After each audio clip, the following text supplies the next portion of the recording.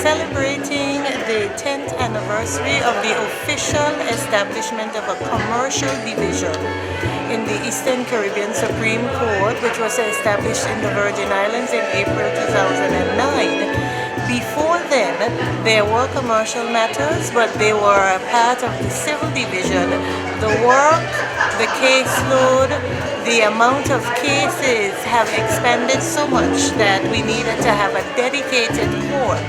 And because the Virgin Islands had the bulk of the commercial work, it was determined by the Chief Justice, then the government of the day, and the heads of government of the OACS Authority that it would be placed in the Virgin Islands. And so it has remained, and we are happy to be celebrating the 10th anniversary this evening.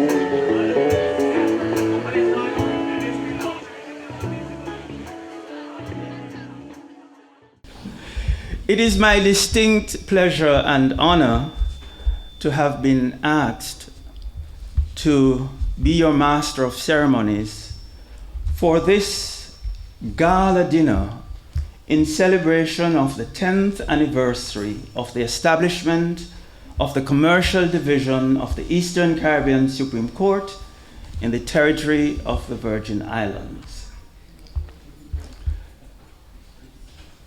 It's difficult to even contemplate that 10 years has passed since the Commercial Division of the Eastern Caribbean Supreme Court opened its doors for business in the Virgin Islands. But alas, here we are some 10 years later. The court has, during this period, developed a reputation both locally, regionally, and internationally as a bulwark in the administration of justice, particularly in relation to commercial cases. And I think that those of us who have had the honor of being associated with the court, whether as practitioners or litigants, having regard to the record of the court so far, I think we can all agree that we do have a great deal to celebrate. In carrying out my duties this evening, I've been issued with an injunction by the learned registrar. I should keep matters moving briskly. I should make sure that I don't bore people to the point where they fall asleep in their soup. And above all, no lawyer jokes. Well, The first one is easy, because as MC, I'm in charge. And I'm sure we've all watched the Oscars. We have a formidable program this evening, and we have a large number of speakers. When we believe you've overstayed your welcome at the podium, the orchestra will begin to play. You may not see the orchestra, but believe me, there is one. If that doesn't work, then your microphone will be muted. And if that still doesn't work, well, we have a team of beautiful lady escorts who will escort you to your seats. No, not really. We are not about to do that to you, but that is simply to say we do have a great deal to get through in this program this evening, and we hope that with everybody's cooperation, we will be able to get through it with great alacrity. And so without further ado, I am going to invite to the podium our Chief Justice. I'm sorry, before we get to that, Madam Registrar reminds me that we, in fact, at this juncture, will have the invocation, which she will move. Madam Registrar.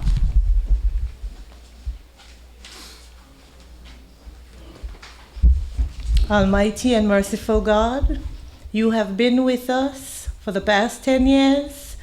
You started out with us this morning, and Lord, we ask you to continue to be with us now. We ask you to guide every thought, every spoken word. We ask you to bless the meal and all who are here. We ask you to bless the Eastern Caribbean Supreme Court, the Honorable Chief Justice, and all the justices of appeal, all the judges, resident judges, high court judges. We ask you to bless our government, the executive as well as the legislative arm, and everyone here, Lord. All that is done and said, let it all be to your honor and glory. We welcome you once more. Take control, O Lord. In Jesus' name, amen. Thank you, Madam Registrar. And so at this point, I can properly call upon our Chief Justice, the Honorable Dame Janice M. Pereira, who will be our first speaker. Please welcome the Honorable Chief Justice to the microphone.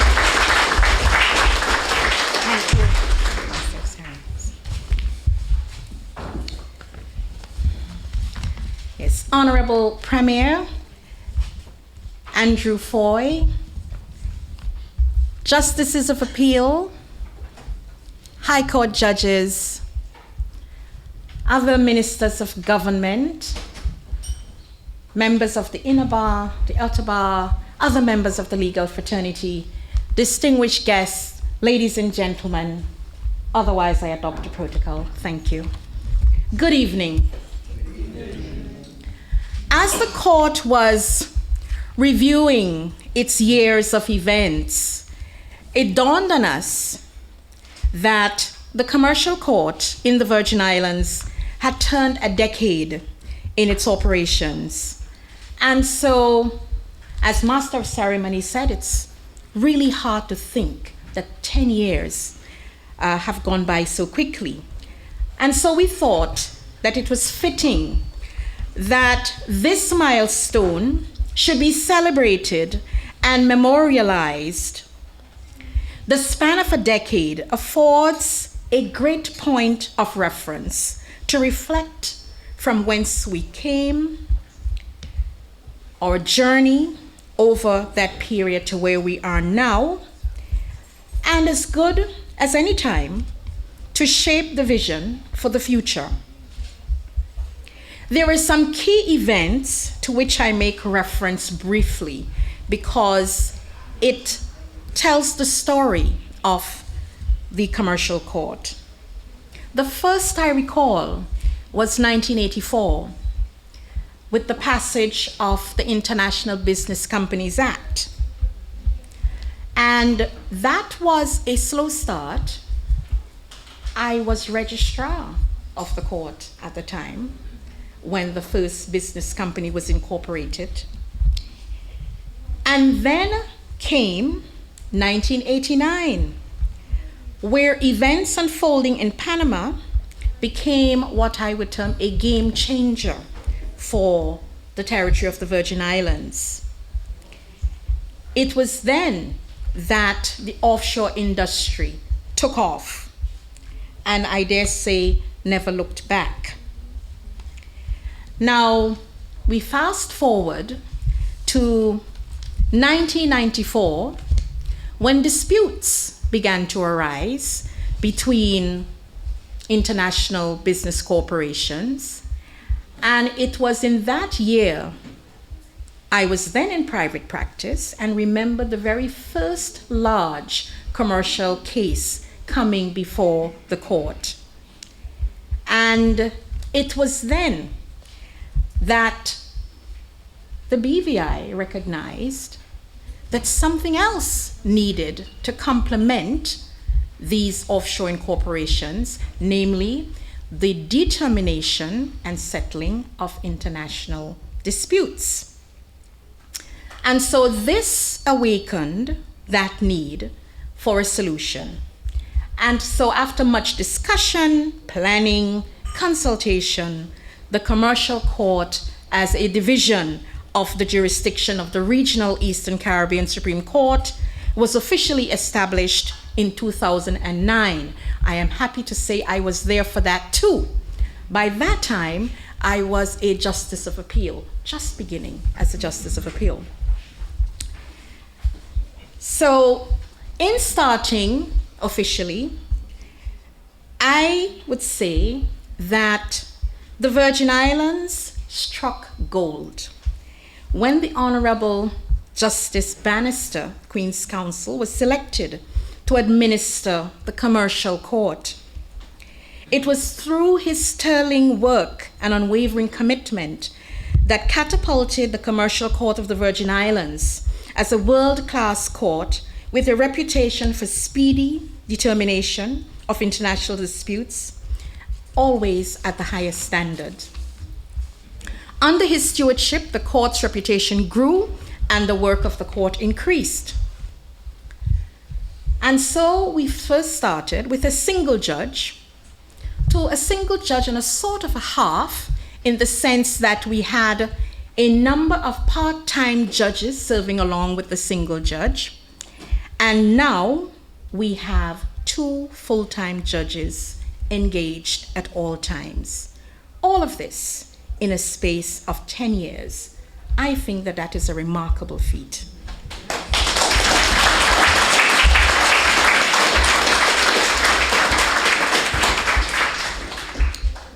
I wish to thank wholeheartedly Justice Bannister for setting the commercial ship on the right course. I also thank all those judges, full-time and part-time, who came after him, and indeed for the steady course being maintained by the current 2 judges, Justices Walbank and Justice Jack, who is here. We thank you for your service. Their tasks, we all know, they're not easy ones, but their level of commitment is unwavering. And so, a decade on, given all that has been accomplished, there is good reason to celebrate. It is therefore my honor and distinct pleasure to welcome you to this 10th anniversary celebration. And so, Honorable Premier, my ladies and my lords, members of the legal fraternity, and our distinguished guests, I bid you a hearty welcome. Welcome, welcome, welcome.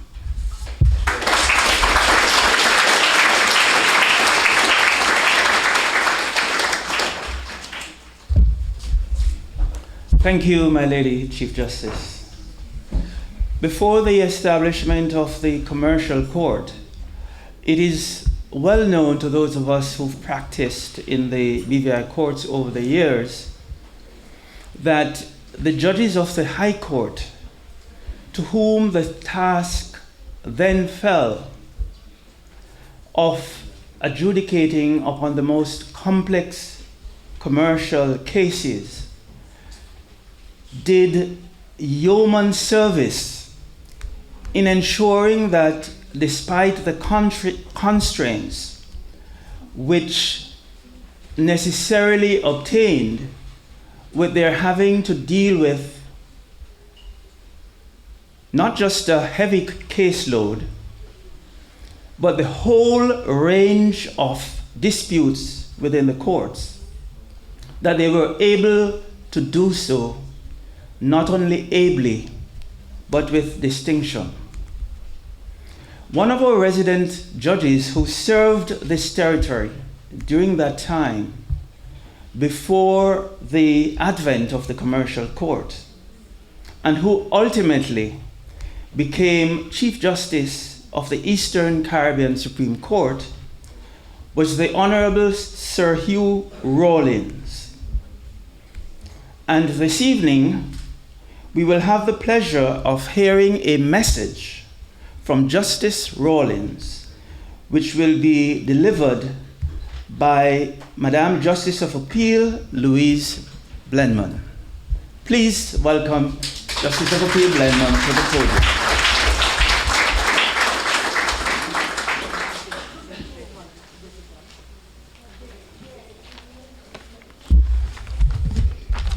Master of Ceremonies, on behalf of His Lordship, the former Chief Justice, Sir Hugh Rawlins, permit me to recognize the presence of the Honorable Andrew Foy, Premier, and Her Ladyship, the Honorable Dame Janice Pereira, DBE, LLD, the Chief Justice of the Eastern Caribbean Supreme Court.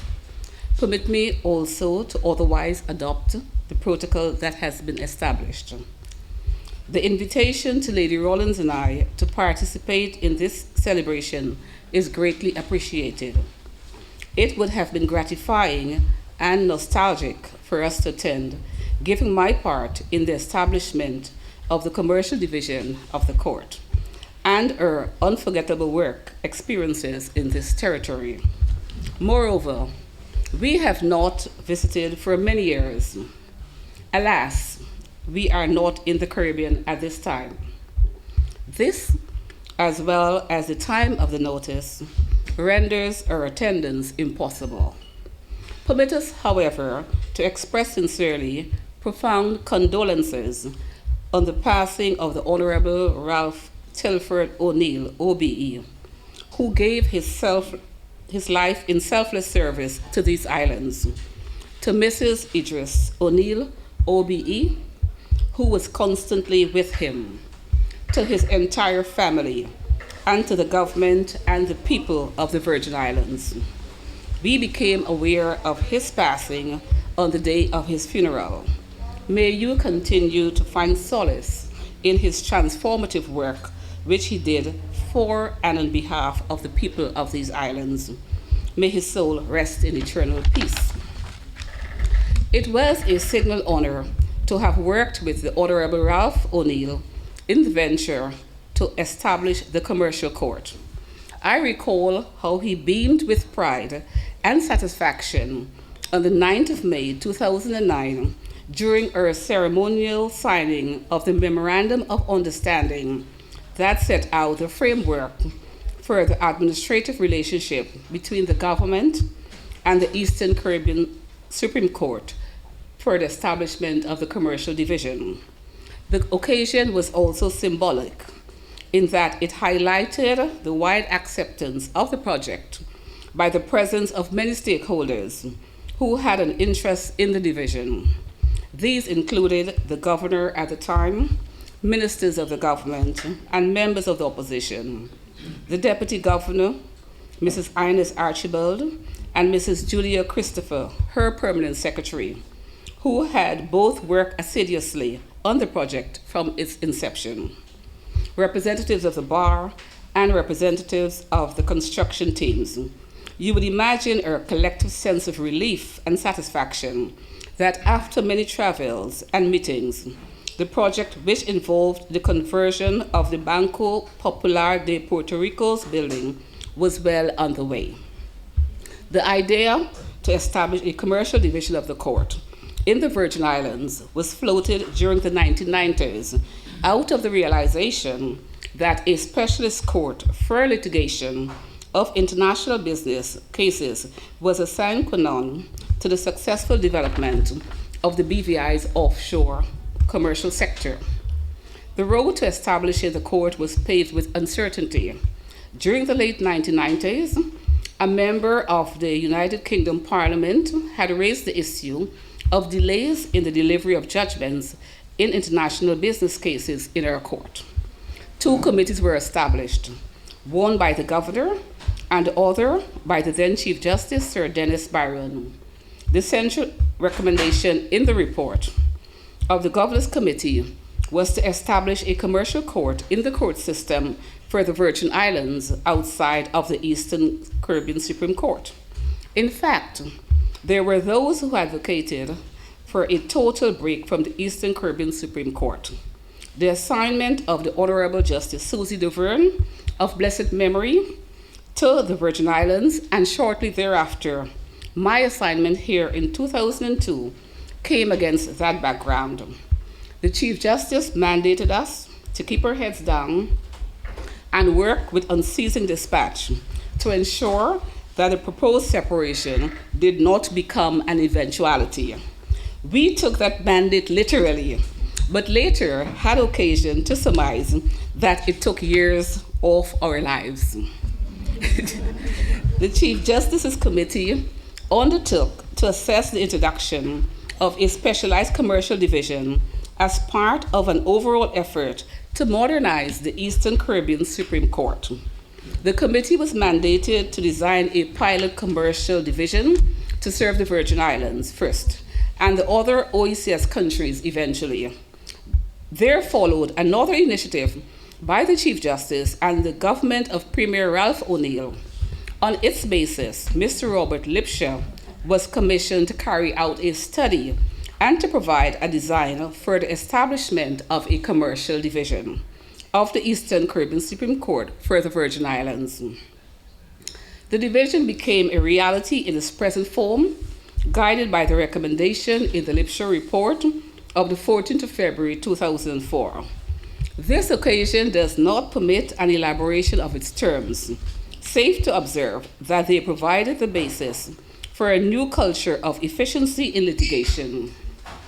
A specialized commercial judge was assigned on a full-time basis to hear all commercial cases and to take charge of the division.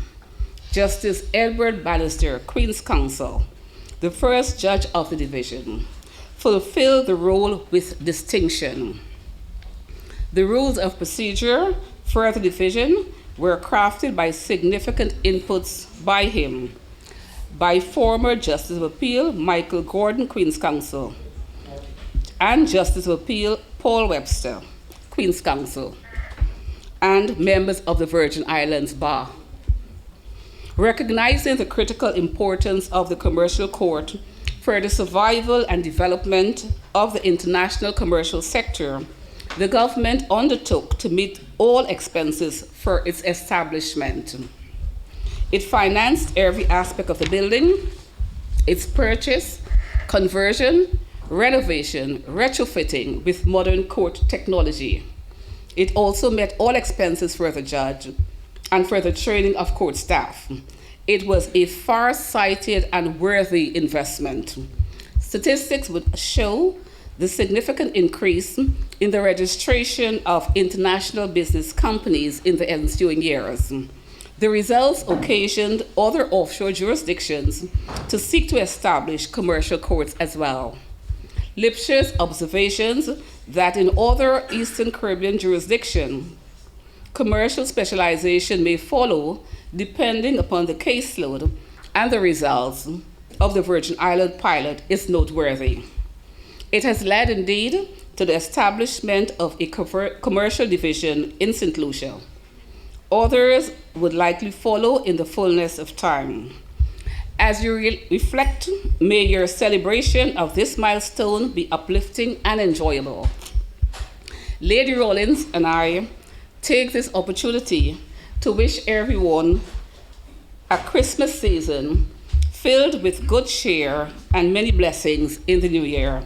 Sir Hugh Rawlins, former Chief Justice of the Eastern Caribbean Supreme Court. Thank you.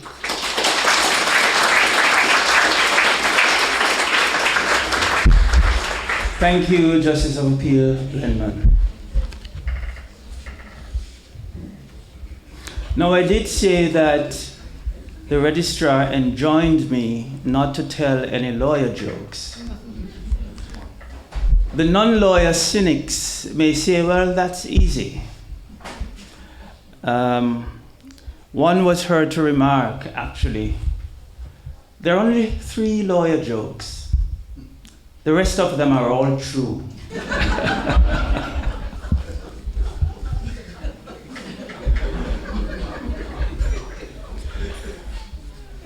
But I would like to say to the Honorable Premier and his ministers who are present, whilst I was enjoined not to tell any lawyer jokes, I received no such injunction in respect of politician jokes. And since we have you here this evening, captive, you are fair game.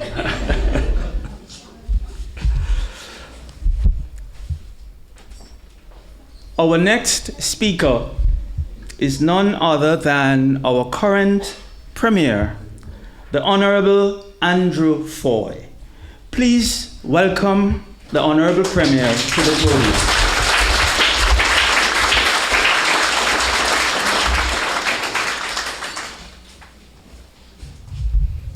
Well, it's indeed a pleasure to be here, and as usual, I greet everyone in the name of Jesus Christ, the Lord and Savior. Today, I recognize the protocol already established, and I want to say to QC Paul Dennis that usually when I speak, my wife is in the crowd and she puts up a finger when she thinks I'm going too long as a cue. But I'm delighted to know that tonight you have told me that if I speak too long, or any of us, especially myself, a lot of pretty ladies are going to come and carry us away.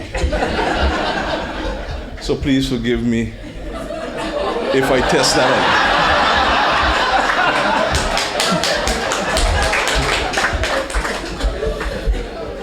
But given that everything is on social media, I'll tell my wife it was just a joke. And I do send apologies for her tonight as she had to go to other function to represent me, so she sends her apologies and her congratulations.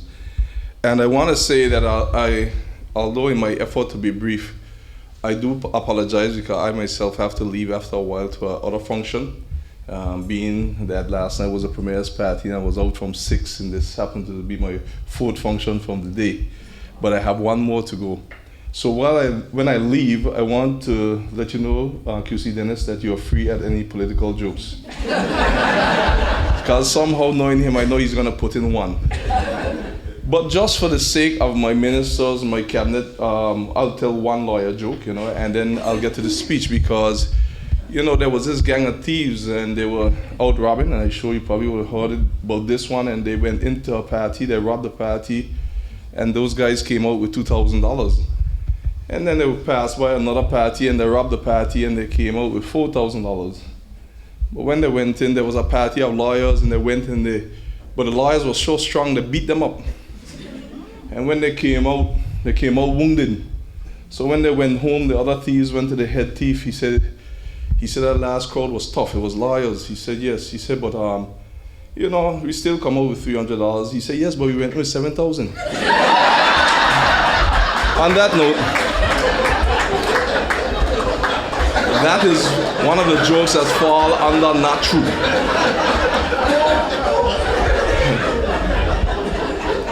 But I put that in to fill the gap for in case QC Dennis picks on the politicians while I'm gone. Now please forgive me as I proceed. Today is quite fitting to be celebrating the 10 years. December 15th, the day that would have been the birthday of the late Honorable Ralph T. O'Neill. Can we stand and get a moment of silence in remembrance of this man?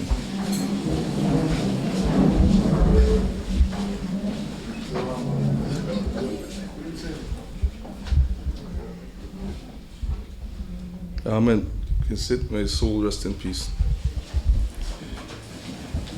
It was 2009 when it was established, but it was a long journey, quite a long journey.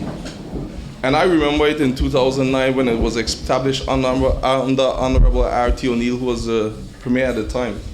I know because I was a young minister then also. And I remember all that had to be done. And I remember Brother Rollins that we were speaking about just now in terms of Honorable Sir Hugh Rollins, like it was yesterday. I always had fond memories of him as a young politician because he was dedicated along with a lot of others, but I remember him precisely because he had a unique mannerism about him and about how he goes about his job, and he was very serious about it. So I was glad to know that he sent some remarks to the congratulations. And I remember that when it started in terms of memory lane, it started all the way down at one time down by Prospect Reef. And I remember it was down by Prospect Reef. But it is quite ironic too that this year we're celebrating 35 years, and QC Hunt will appreciate this, of the International Business Companies Act. Because now that, as rightfully Justice Pereira said, Chief Justice, that when that act passed, that initiated the whole thing.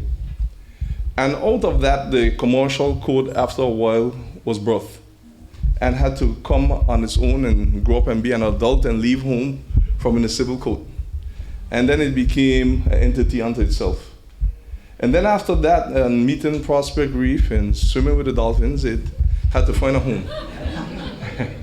And then came the other administration in terms of Dr. the Honorable D. Orlando Smith, who purchased the building by Banco Popular and then put the money in it to fix it up. I know all in all, given the whole gamut of the time, it took about a good 14 years just about to come to fruition. And I know it because I never thought I would see this day, because I'm happened to be in politics now for 20 years consecutively. So I saw this baby grow and grow and grow. And now to be here celebrating 10 years of it now is remarkable. And I want you to give all those who were involved and still involved with it a round of applause.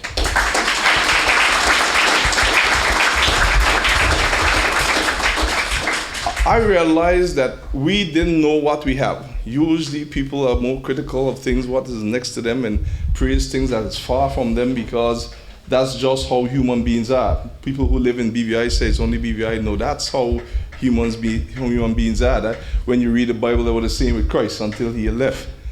But what I realize is that we realize what kind of gift we had through Oma and Maria when the court had to move to St. Lucia. I'm sure if it was up to St. Lucia, they would have made sure that it never returned. Because they get to realize very quickly what it is that the BVI had. But we also get to also recognize that we really have something special and Fort had to get it back here and get the place fixed. So Oma and Maria really expound for us that we have something special and we have to take care of it. So I'm also seeing in terms of a derivative of it, where the commercial court was able to become an adult out of the civil court and now doing great things, bringing in great revenue. And we will also make sure that we get as much revenue as we can get out of it. Well, we can. I believe you all will understand that when you go to sleep. And when I look at that and you see this, I'm very impressed. I also remember there was a Sister Island coordinator working hard on this project. Never thought that he would be on this side of the fence, and he was working with the DG office and the Premier's office, which was the then Mr. Vincent Whitley, who is now the Honorable Vincent Whitley, working hard to make this project come to fruition as a public officer who was involved. So I know today also has to be a very special day for Mr. Whitley. Oh, yeah. I also want to say that we recognize that there are other areas, although we're talking about the commercial code, that are now adults that need to come out, and we're working on them. We have agreed to finally design and start to build a House of Justice starting next year.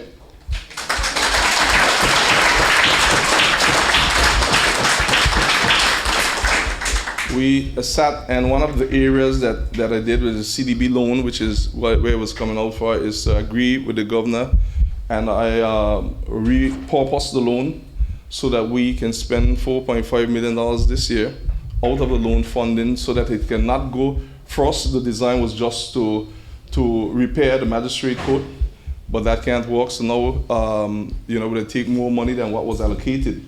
So now we're working on a land swap to put as in Henley over there and put the building over on the other side. So working closely with the governor and the DG on this matter, but our government is handling the development. So I want you to know that better days are coming. And we also have the full design that's going to be done. But the first segment is going to be to build the magistrate court this year. And we will be building it. It is going to be designed in such a way that we can build peace and peace and peace every year. So that start a section of it every year, but it will be fully designed this year. This is great because with this now, it is long overdue. I know that also this has started the talks of this from 1994, when the R.T. O'Neill Central Administration Complex was built. The westernmost parking lot was supposed to be for the House of Justice. And today it's still the parking lot. So we are saying Orma and Maria has helped us to become better and not bitter. But for the commercial code, I want to say that congratulations to everyone that makes this code work. It is something great. There's a domino effect having this commercial code here more than any other area. It is the one area that all the sectors of the economy is touched, from the taxi driver to the hotel operators, to the different vendors, to the restaurants, you name it. This commercial code has touched a lot of lives and has changed the lives for a lot of persons economically.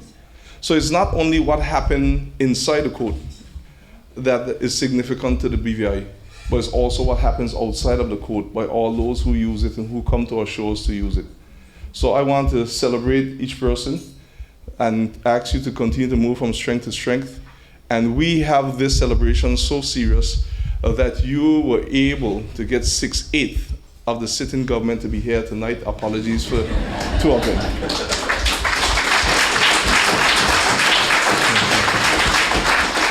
As a matter of fact, the entire cabinet is here. So you see, Dennis, if there's anything that you need passing, you can please bring it to cabinet now, and we will so do. But I want to thank everyone and thank the Chief Justice and all that work with you for all the hard work, and continue to count on our government to do whatever we can to make sure not only the building and the structures, but also to make sure all the other incidentals that are involved are in place. Together we'll always achieve more. And again, congratulations and thank you.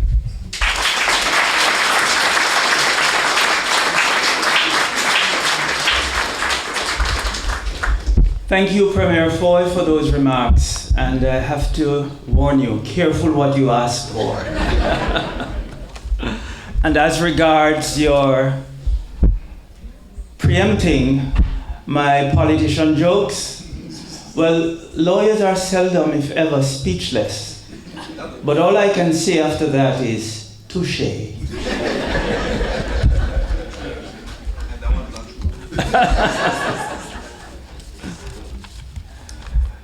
Now, there are many among us who, prior to the establishment of the commercial court had a great deal to do with the ultimate establishment of the court. For as long as I can remember as a practitioner in the BVI, going back 26 years, there have been various committees on which many of our colleagues have served, which have sought to address in one way or the other the need which had long been recognized for the establishment of a commercial court. This ultimately led to the establishment of the Court Review Committee in 2004. And that committee was comprised of a wide cross-section of representation from the bar. It was chaired by the Honorable Attorney General, Mr. Cherno Jallo. He was the Attorney General at the time. And I had the privilege of sitting on that committee as president of the BVI Bar Association. One of our colleagues on that committee is our next speaker, Ms. Dawn Smith, who is currently the General Counsel of the BVI Financial Services Commission. But when the government of the day established that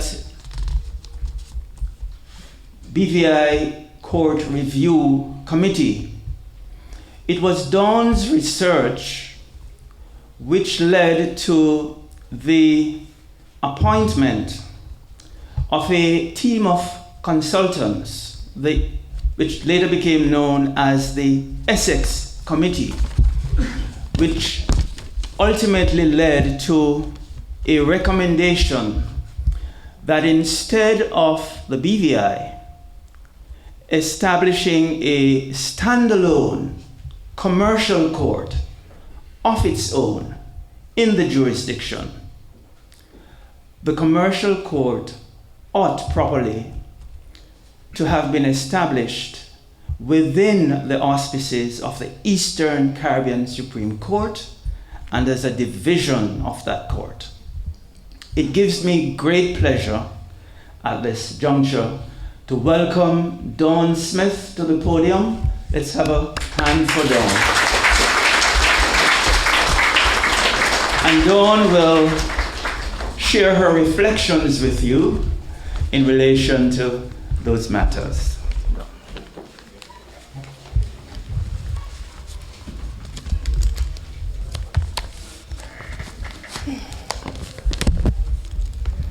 Good evening. Master of Ceremonies, please permit me to accept the protocol already established, which I do gratefully. Good evening again. So lovely to see everybody in this full room.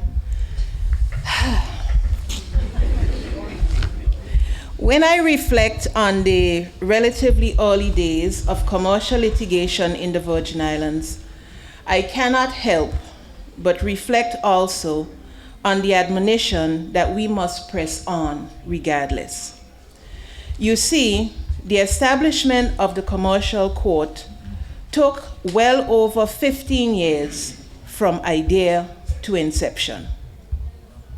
When I was admitted to the bar in 1997, commercial litigation in the Virgin Islands, as we know it today, was in its infancy.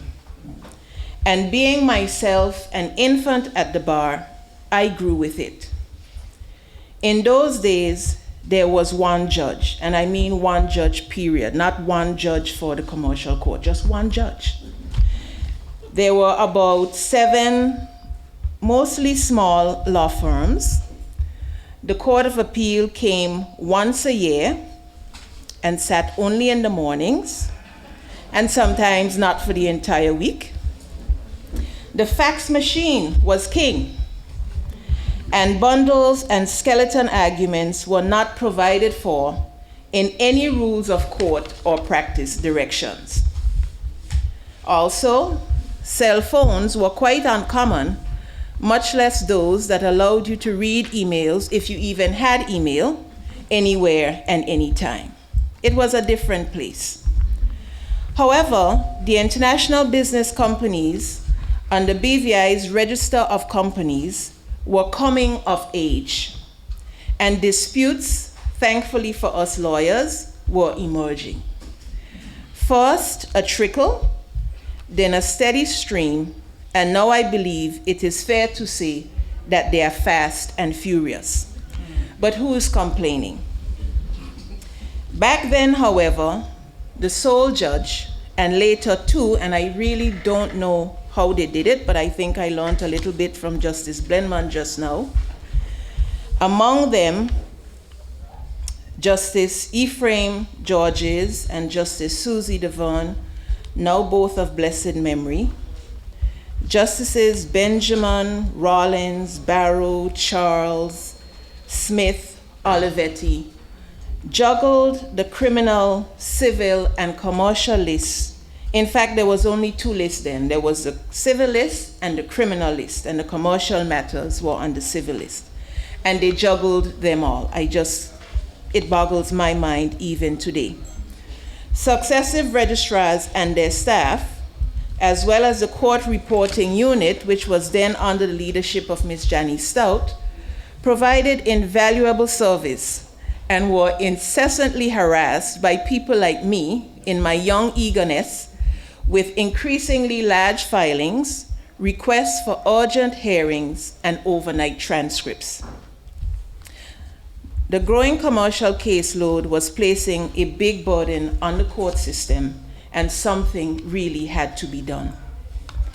From as far back as the 10th of April 1996, the BVI Bar Association appointed 3 of its members, Mr. Joseph Archibald, Queen Counsel, now also of blessed memory, as its chairman, and Mr. Richard Peters and Mr. Paul Webster, as he was in those days, as a committee to consider the proposal for the establishment of a commercial court in and for the territory of the Virgin Islands.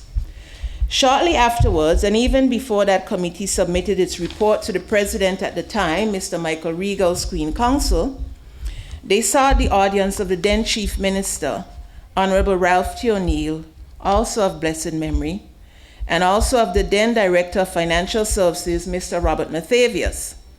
Mr. Mathavius supported the establishment wholeheartedly on the ground that there was need for it and it was important for the development of the territory.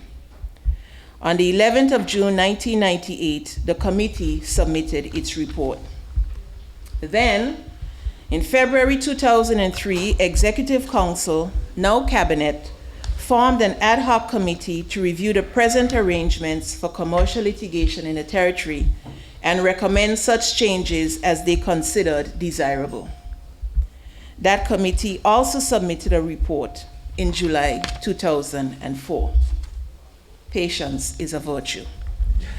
Then, in late 2004, early 2005, the government established the BVI Court Review Committee that my colleague, Mr. Dennis, just spoke about.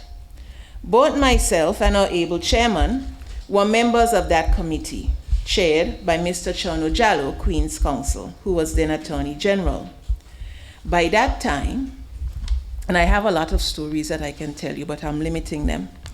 By that time, the energy surrounding the establishment of the commercial court had thrown up 3 options, each of which had a very strong lobby. Firstly, that the court stay within the Eastern Caribbean system and establish a division of that court dedicated to commercial matters and based in Tortola. The second option was to stay within the Eastern Caribbean Supreme Court system, but create a separate high court that would deal with commercial matters, and that was called the hybrid option. And thirdly was the option that the BVI leave the Eastern Caribbean Supreme Court entirely and establish a separate judicial branch for the Virgin Islands within which there would be a commercial court, and that was the standalone option. Under the auspices of the committee, the government retained a multidisciplinary team led by Professor Richard Corns of the University of Essex, and including again Paul Webster, Queen's Counsel. He was still then Queen's. Were you Queen's Counsel? Yes, you were. Yes. Yes, he was then Queen's Counsel, I remember.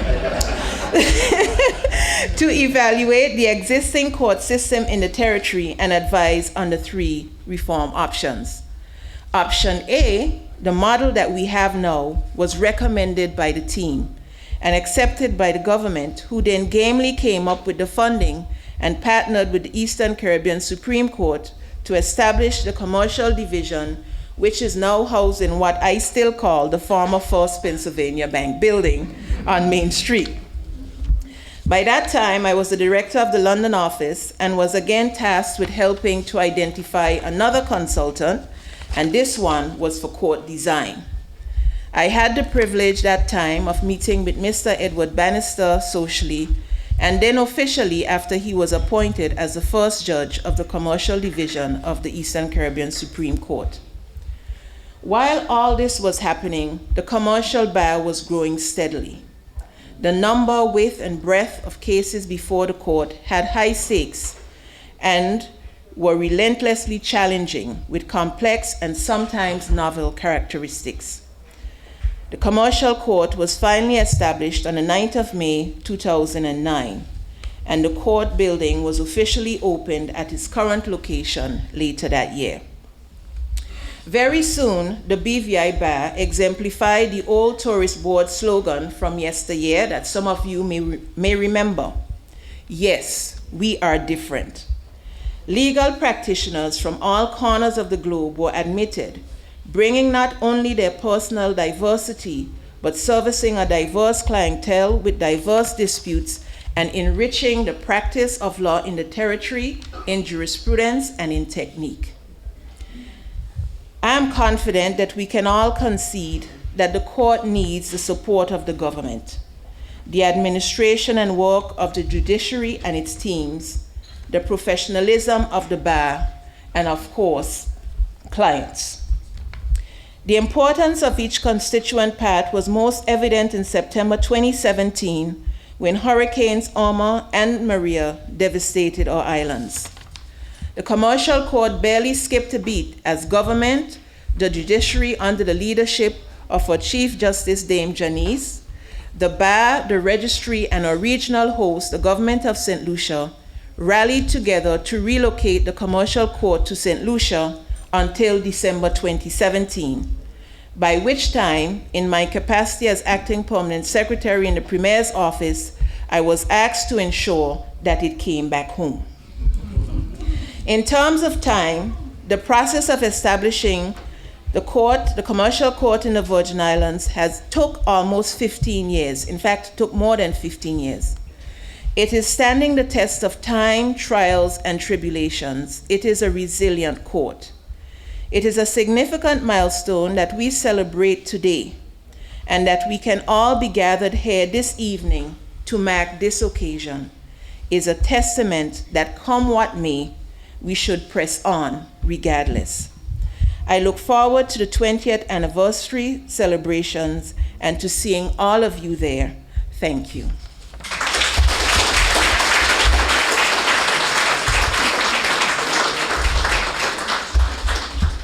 And thank you, Dawn, for those very instructive reflections.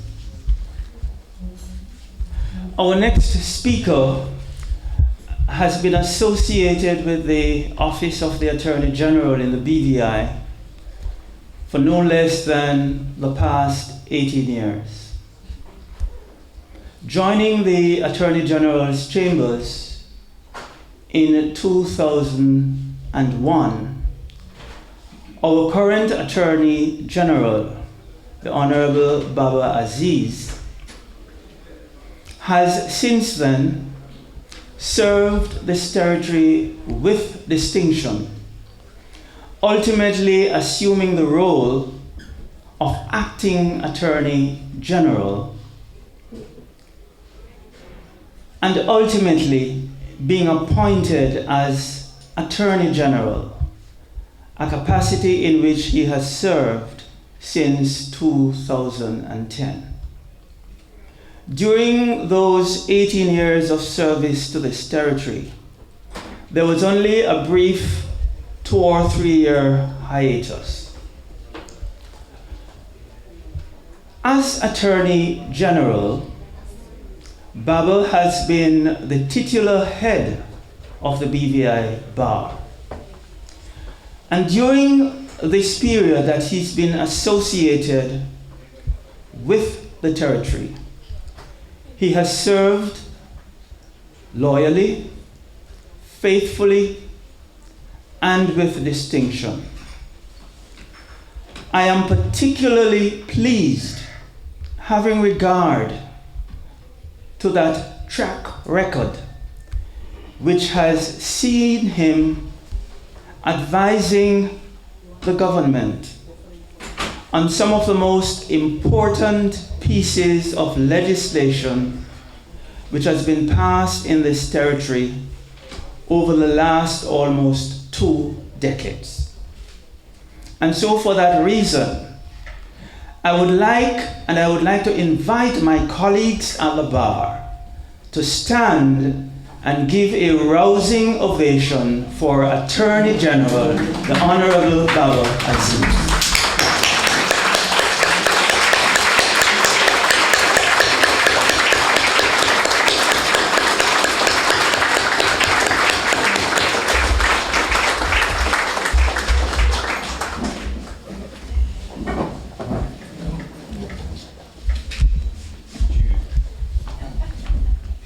Milady, the Chief Justice, Justices of Appeal, Justices of the High Court, Cabinet colleagues, distinguished ladies and gentlemen. I have heard from Milady, the Chief Justice. I've also heard from Honorable Sir Hugh Rawlins, former Chief Justice. I have heard the historical record from my very good friend, Ms. Dawn Smith. With these 3 historical records, I think I'll be doing myself a disservice if at short notice I try to rehearse what had taken place in the establishment of the Commercial Division of the Eastern Caribbean Supreme Court. I do know that I worked behind the scenes during the establishment of the court. I will recall that there were so many contracts that my very good friend, the Honorable Whitley, passed on continually on my desk to complete works on the Commercial Division of the High Court. I think I can remember from the top of my head that the price of the former Banco Popular was about $600,000 at the time. I also, behind the scene, knew about the wrangling and disputations about whether the court should be a division of the Eastern Caribbean Supreme Court or it should be a standalone court. I know it was won by those who insisted that it should be part of the Eastern Caribbean Supreme Court. I do know for sure Honorable Justice Webster belonged to that group that wanted it to be part of the Eastern Caribbean Supreme Court. And for that, we are the better for it. I wish to welcome everybody. I wish to welcome all the distinguished ladies and gentlemen. And I would say that for purposes of duration, our court is infantile. But for the quality of the judgments that come from the court, it has matured. And the judgments are comparable to any judgment anywhere in the world. And we are proud that at 10 years, our court has achieved that distinction. May I note I don't pass this moment without saying that despite the quantum leap of China as an economic powerhouse, you will all agree with me that the great innovations of the 20th century, the free enterprise that has brought about stability, peace, and prosperity for mankind, has been laid on the foundation of democracy, the rule of law, not the rule of men, not the rule of the law, independent judiciary, which are free financially and have security of tenure. It is in that context that we should look at the commercial division of the High Court. And I would urge all of us, governments, the judiciary, the executive, to continue to support the rule of law and democracy, to support the judiciary. Because when we have these essential elements in any given society, societies will progress. May I state further that we also need the free media. We need separation of powers. Without this, societies will not progress. And I know very well that where there is culture of silence, countries will not progress. So it is up to all of us to speak for democracy, irrespective of what the consequences will be. And I would continue to say that for those who enjoy democracy, they fail to realize that if there's no democracy, there is perdition. And I have lived in a dictatorship, and I know what it looks like. With that, I say congratulations to the commercial division of the High Court of the Eastern Caribbean Supreme Court. I would wish for those who read, recently there was a BVI company, Process and Industrial Development Company Limited versus Federal Republic of Nigeria. This company is a BVI registered company. It made a whopping 9.5 billion in judgments in the commercial division of the High Court of England. It was an arbitration award. If we have a slice of that amount, I think we will all be the better for it. So, what are we to do, members of cabinet? How do we get a slice of this? How do we build the BVI to ensure that companies registered in the BVI would prefer the BVI as the place for judicial resolution of dispute? With that, again, season's greetings and welcome to the 10th anniversary of the commercial division of the House. Thank you.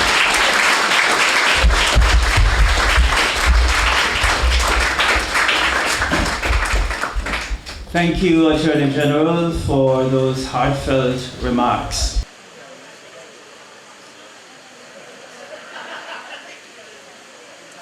Now, I have to be mindful of those who have spoken before me and those to come after me.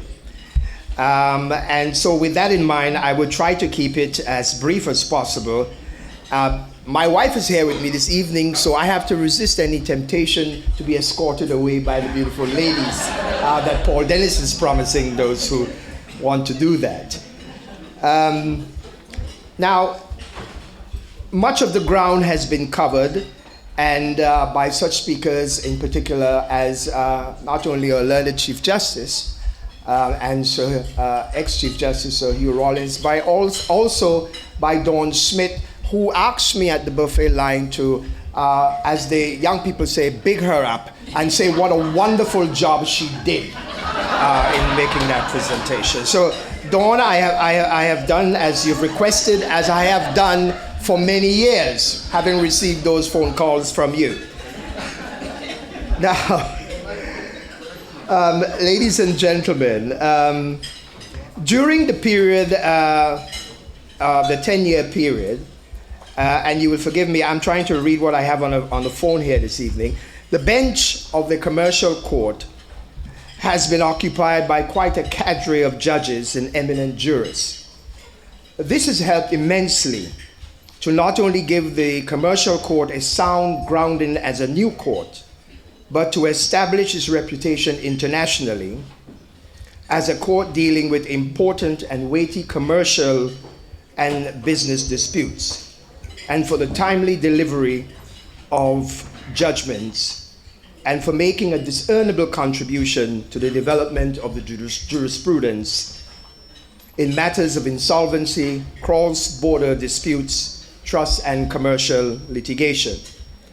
As someone who has both appeared in the commercial court and has sat as a judge there on a short-term basis, I certainly consider it a privilege to have been asked to say a few words this evening. While 10 years has been a relatively short period in the existence of any court, it is, when put into proper context, an important milestone fitting of this evening's gala dinner and celebration. The establishment of the commercial court was itself a signal achievement, both of the Eastern Caribbean Supreme Court and the BVI, which remains the foremost jurisdiction in the wider Caribbean for commercial litigation. The success of the court and its continued functioning over this period is indeed quite an achievement, and one which we can be justly proud of, having withstood the unprecedented natural disasters of September 2017.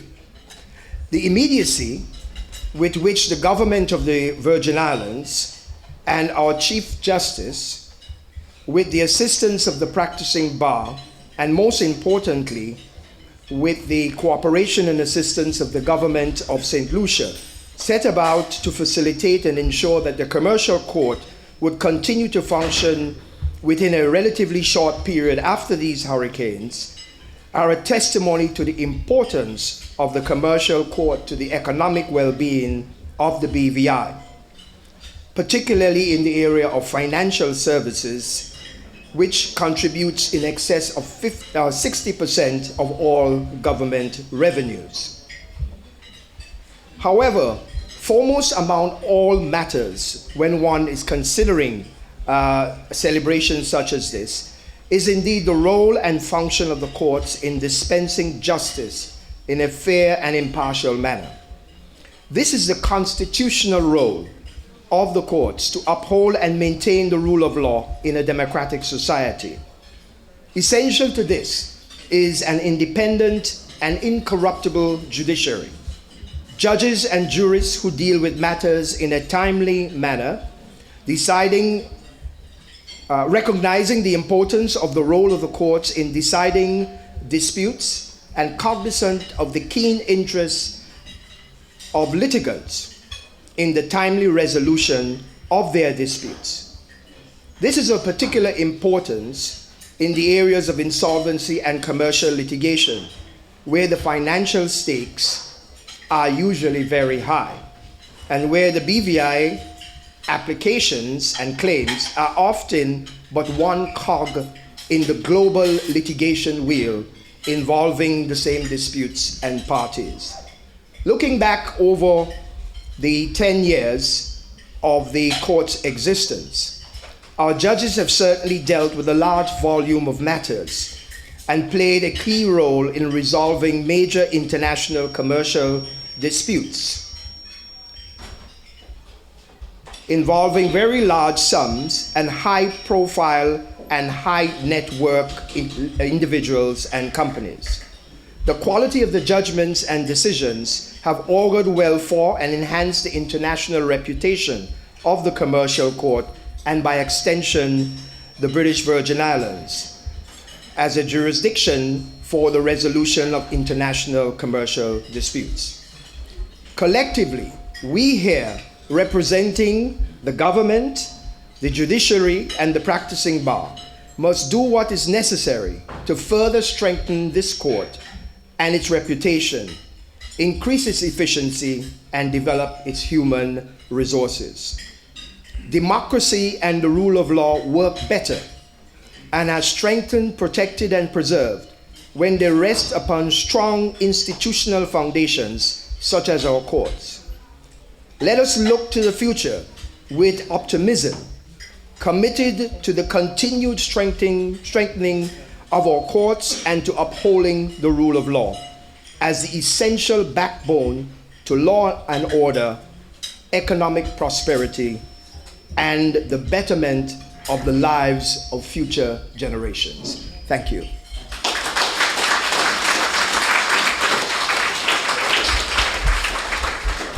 Thank you, Jerry, for those remarks.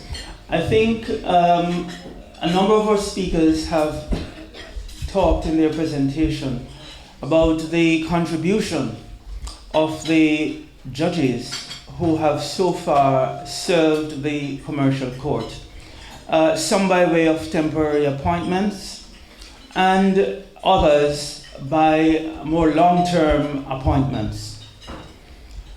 When the commercial court was established in 2004, it very quickly solidified its reputation internationally. And that was due in very large measure to the first appointee who sat as judge of the commercial court in the BVI, none other than Justice Edwin Bannister.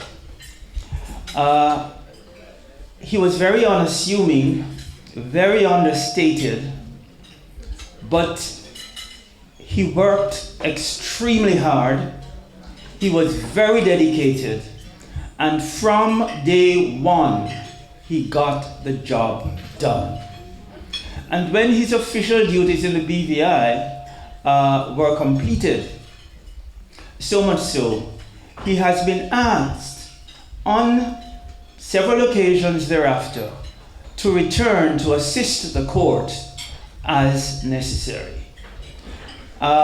We are very pleased this evening to have and to share with you by a video recording remarks from Justice Bannister. So over to our IT guys who will make this a reality. Very good to be here in spirit, and I'm going to adopt very gratefully the protocol which regulates these proceedings. My name is Edward Bannister, and I had the honour to be the first commercial court judge in the newly founded commercial court in the British Virgin Islands, which started its operations in April 2009. We started off in Prospect Reef, where we had our first cases until the new commercial court building was completed and ready for operations in September of that year. We didn't have any idea, of course, about how busy we would be or whether, in fact, we would survive as an institution.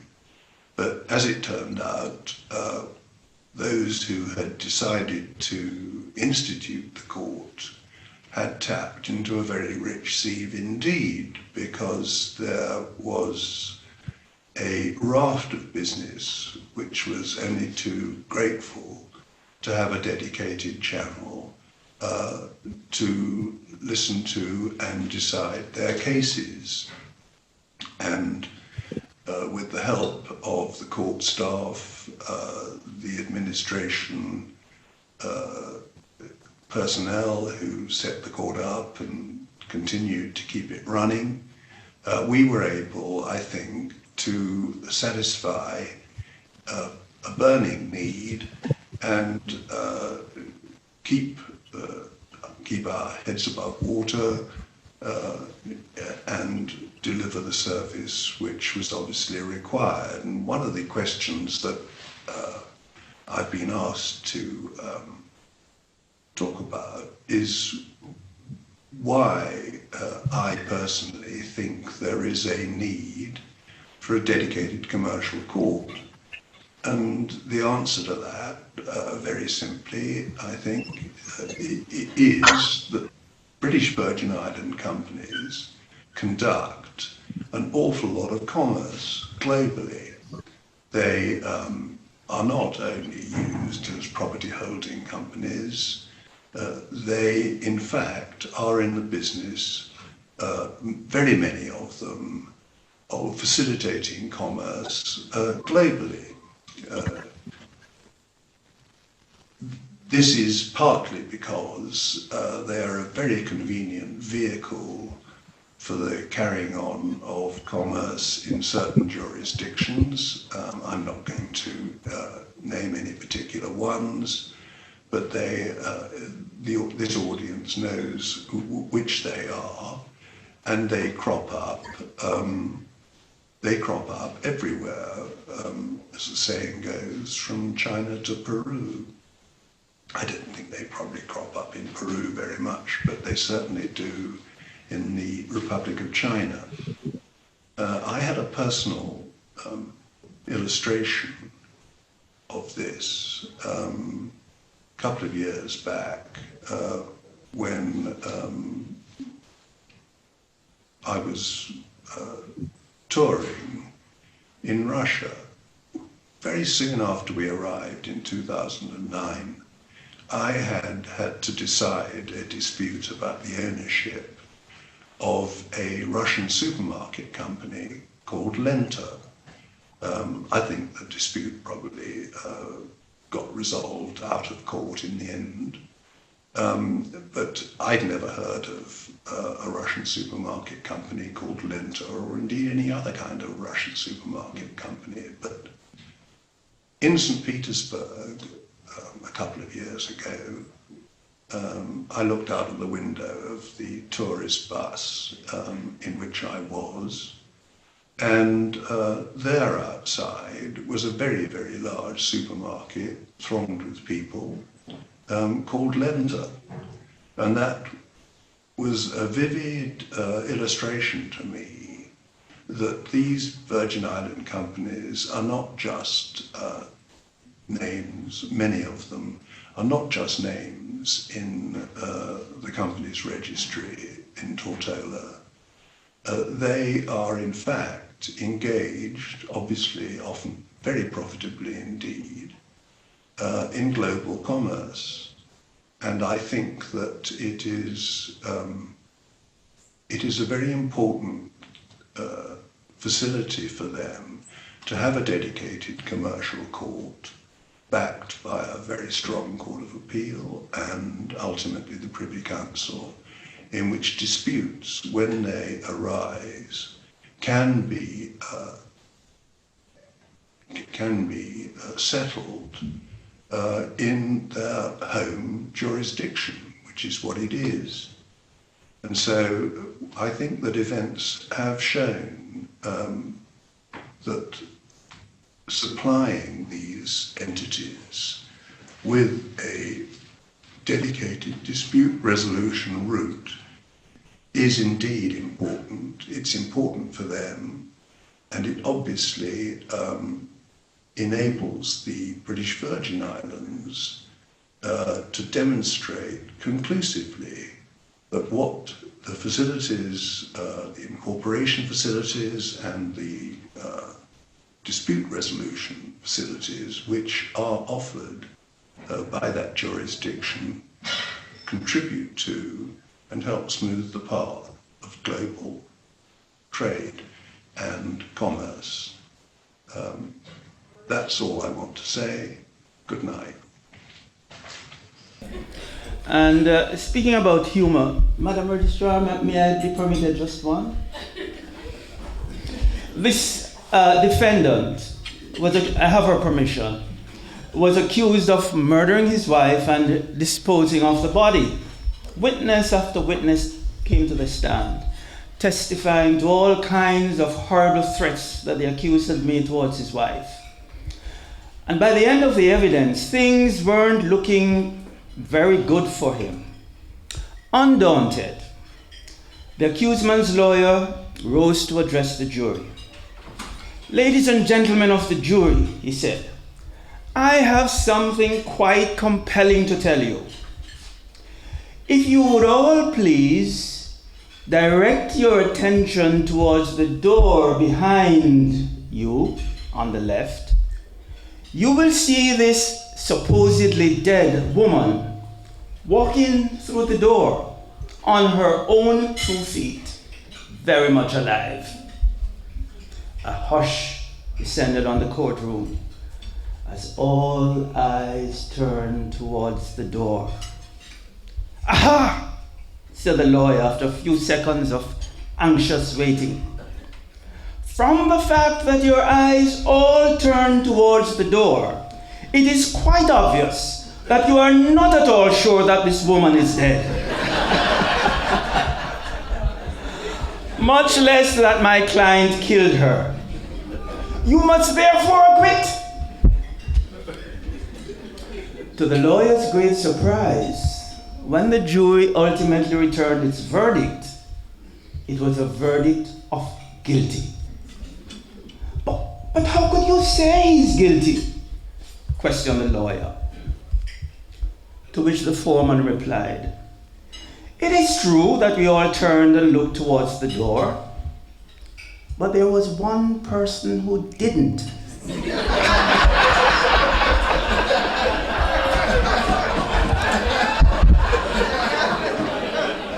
Need I say more?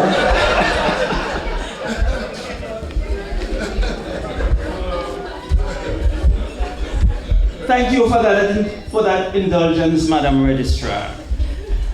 We'll continue right along. Our next speaker, again, Senior Counsel, needs no introduction, and I will say no more than to welcome Senior Counsel Mrs. Dancia Pensala, QC, to the podium.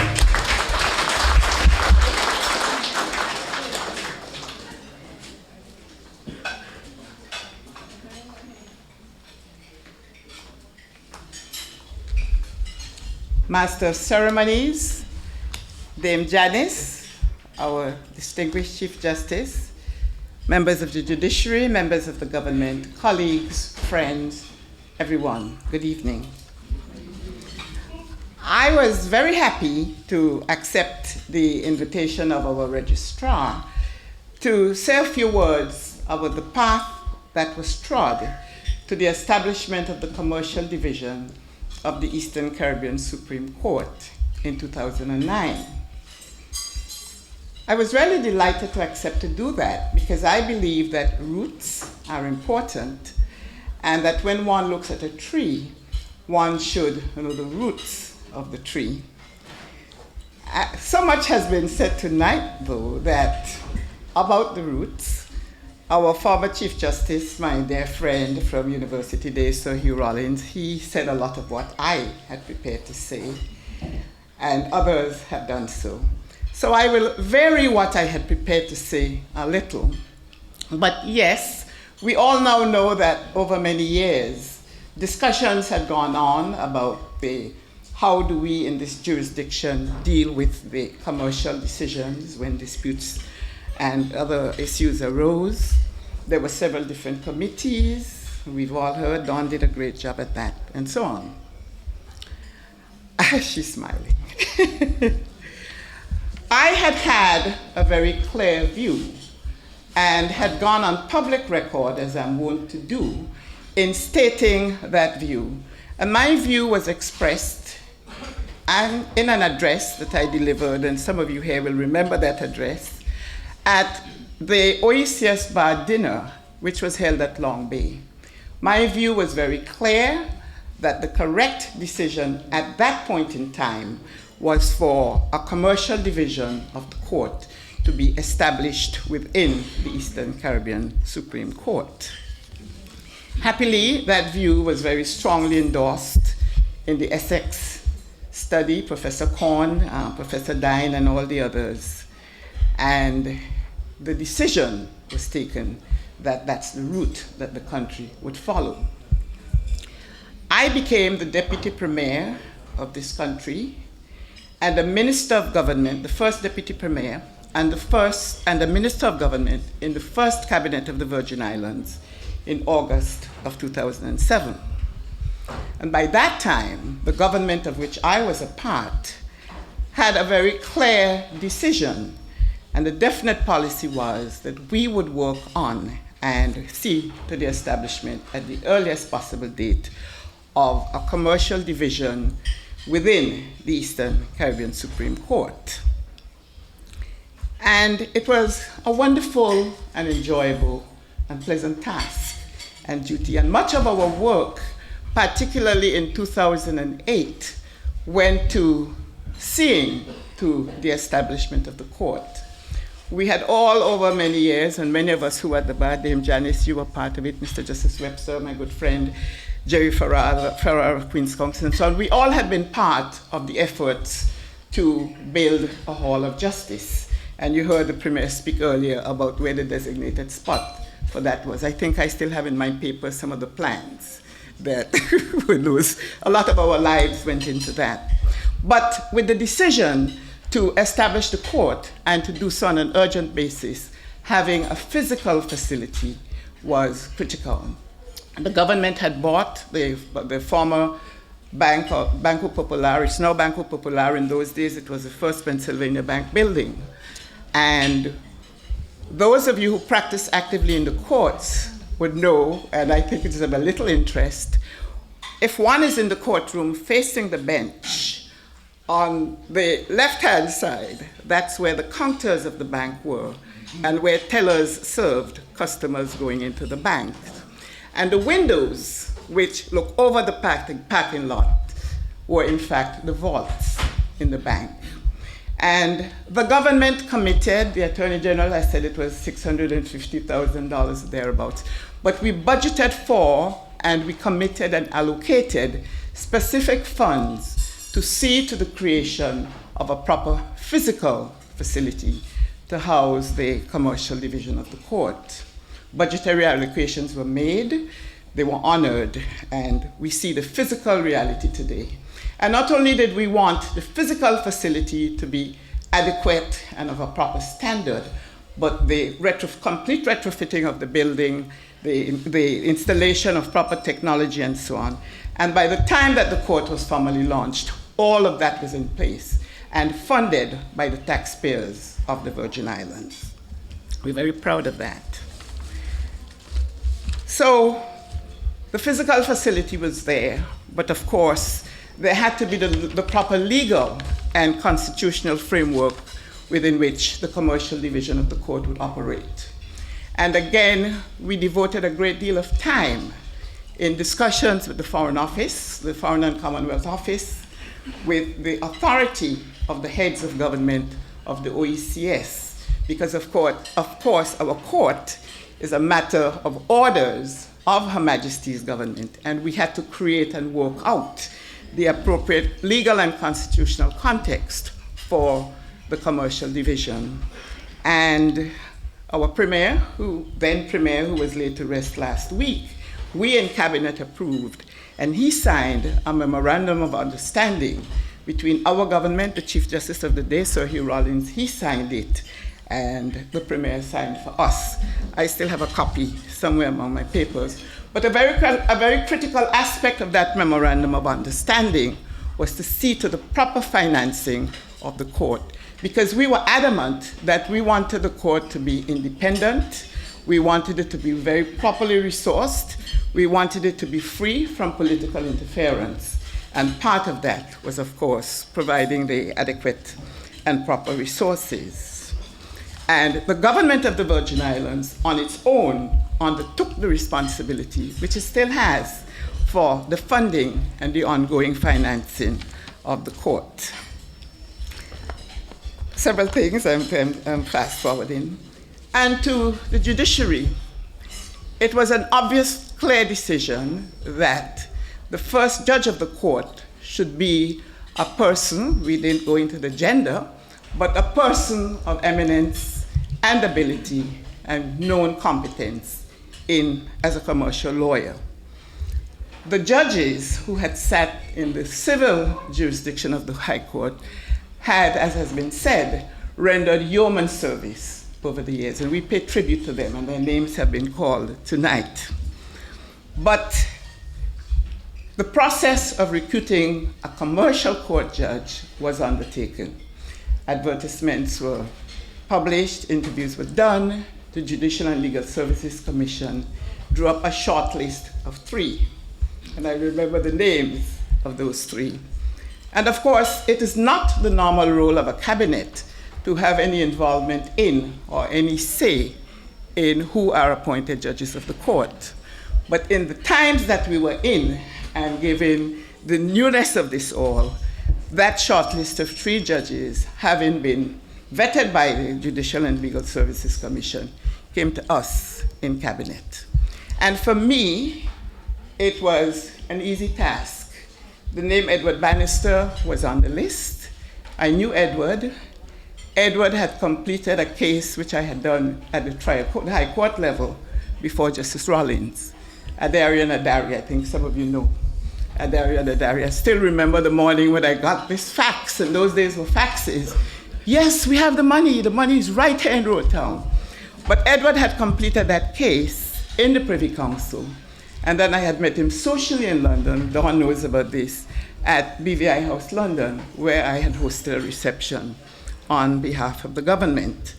So it was easy for me, given the names that came forward at the on the short list, that he was the clear choice. After him, and he did good service, 6 years he served this jurisdiction and got the court on the map. We had Justice Barry Leon, who came, and then after him we had Justice Ferrara of our own bar, and as we all know, there have been several other acting judges in between. And today, of course, we're delighted to have you, Mr. Justice Jack, and you, Mr. Justice Walbank, as our judges. On behalf of all of us, I pay tribute to you, and I pay tribute to all of the judges who've gone before, because it is through the judiciary that the commercial division of the court has been able to do what it has done. Go on the map, have BVI continue to be an important player in the global economy, and something that we are all very proud of. Our tributes to all of you who have served. But anniversaries are special times. Before I go to my anniversaries, I just want to say one thing. I certainly believe, that our commercial division was established on a firm footing. It was all of the provisions that are needed for an independent judiciary, for the preservation of the rule of law. We did our utmost to put in place. And of course, as you've heard, expertise came from various and different quarters, as indeed expertise should. So the court was provided with adequate resources, financial and otherwise, for its establishment and for its ongoing operations. Appropriate rules of procedure were established, and as you've heard, Michael Gordon, Justice Webster, and Justice Bannister himself were part of that process. We ensured, and I was very strong on this, that the court was established in a way to keep it free and independent, with no politician, whoever he or she may be, being able to in any way interfere. We also made sure that everything was done to continue to facilitate the development of the legal profession and a strong bar, because those are all important and fundamentals. So I believe that the commercial court started on a very firm footing. It has had 10 years of success which needs to be lauded and celebrated. But even as we celebrate, and it's important to celebrate anniversaries, I think that we need to stop and take a look and examine. Because we live in a very different world today, a very different world. It's a very different world from 10 years ago. And when one looks at the landscape for international dispute, I'm sorry, I'm getting tongue-tied. When one looks at the global landscape for dispute resolution, it has changed. What we are seeing is the development of more and more commercial courts, some states in Russia, some parts of the Middle East, the Netherlands, Germany, France, the United Kingdom. A few months ago, I attended the first London International Disputes Week, and I was amazed. Even the judges, I thought, were marketing. And Lord Faulkner, I mean from the Lord Chancellor down, promoting London as a center for dispute resolution. So we have a lot to be proud of, but it is important, I truly believe, that we do not rest on those laurels. We have to look at what is happening globally.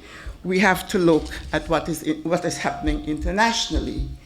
And I believe, and the call I make tonight, is for us to undertake a full-scale review of our commercial division. Madam Chief Justice, the Premier has left, but his deputy or the deputies, the ministers of cabinet are here. I believe that we are at that stage where, and 10 years is a good time because we have quite a few years of experience behind us.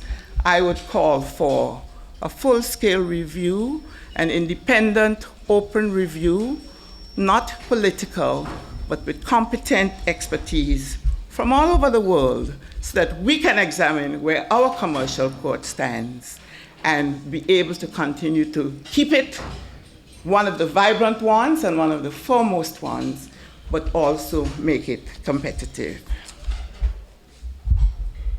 It's a real pleasure to have been able to share in this very special celebration tonight. I pay tribute to you, Madam Chief Justice, the members of the judiciary, the court, and everyone who has done so much to bring us to this very important place tonight. I thank you.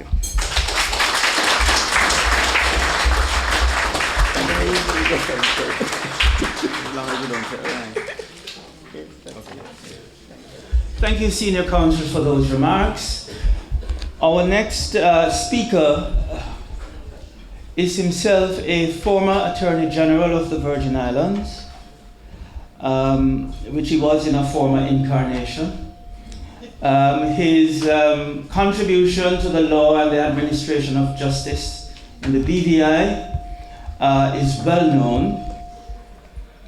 And so at this juncture, I will call upon our good friend, Mr. Lewis Hunt, Queen's Counsel.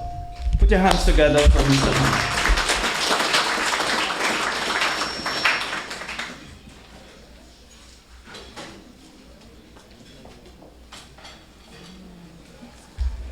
Thank you, Mr. Master of Ceremonies.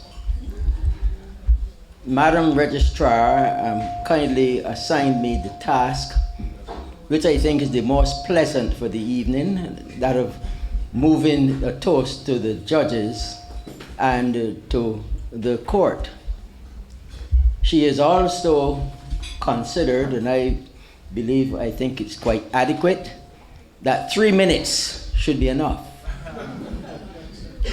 Now, in moving a toast to the judges, we are really looking at men and women dedicated to the rule of law and holding the scales equally poised between subject and the crown and subject, remembering always that we are governed by men, but we are ruled by law. Never let that be forgotten. Now, the judges not only ensure that the rule of law is upheld, but that those who argue before them do so in an orderly manner. I well remember an incident, and in making sure that it is done in an orderly manner, the judges do it very skillfully. There was a man, Mr. Brown, Queen's Counsel, who was presenting his case in a most rambling manner. And the judge tapped like that. Mr. Brown, don't you think that by sticking to some form of order, you will make yourself a little more intelligible? There are several of them, you know. There are the numerical, the geographical, the chronological. Well, why? Even the alphabetical order is better than no order at all. So Mr. Brown quickly pulled himself together, and not long after that, he took his seat. I believe his reflexes were naturally scattered. Now, as far as the court is concerned, Her Ladyship, the Chief Justice, Sir Hugh Rawlins, and my good friend, Miss Dawn Smith, they have already set out the origins of the court, and I have no intention of going trodden ground. But what I would like to say is that what some people have not realized, and I'll say this for the superstitious and perhaps the not so superstitious among you, that the International Business Companies Act of 1984 received its assent on Friday the 13th. Now, whether that was some sort of ominous portent for us or not, I don't know, but it seemed to have worked quite well. It didn't seem to be an unlucky 13, or not an unlucky Friday either. But what I should do is simply move a toast, and if your glasses are charged, or even if they are not charged, just raise them in a toast to the judiciary and the commercial court.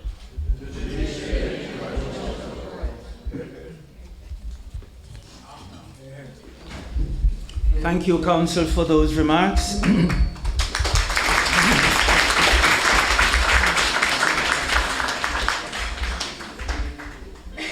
One of the characteristics of the BVI bar,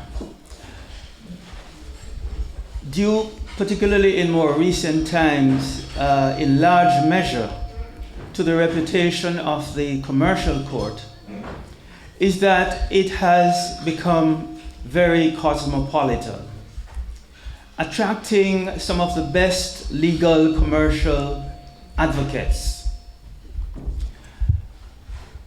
We have one such advocate present with us this evening in the person of the Right Honourable Lord Charles Leslie Faulkner of Thornton. Could you please welcome to the podium Lord Faulkner.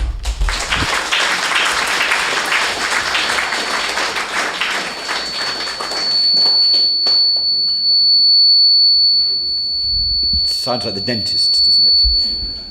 Madam Chief Justice, judges of the Court of Appeal of the Supreme Court of the Eastern Caribbean, judges, everybody else, I feel genuinely honoured to be here tonight. Honoured because I feel strongly that the quality of the commercial court of the Supreme Court of the Eastern Caribbean is second to none in commercial courts around the world. May I say a particular thank you to Madam Registrar and Ms. Nadine White for making it possible for me to be here tonight. I have only... Thank you very much indeed.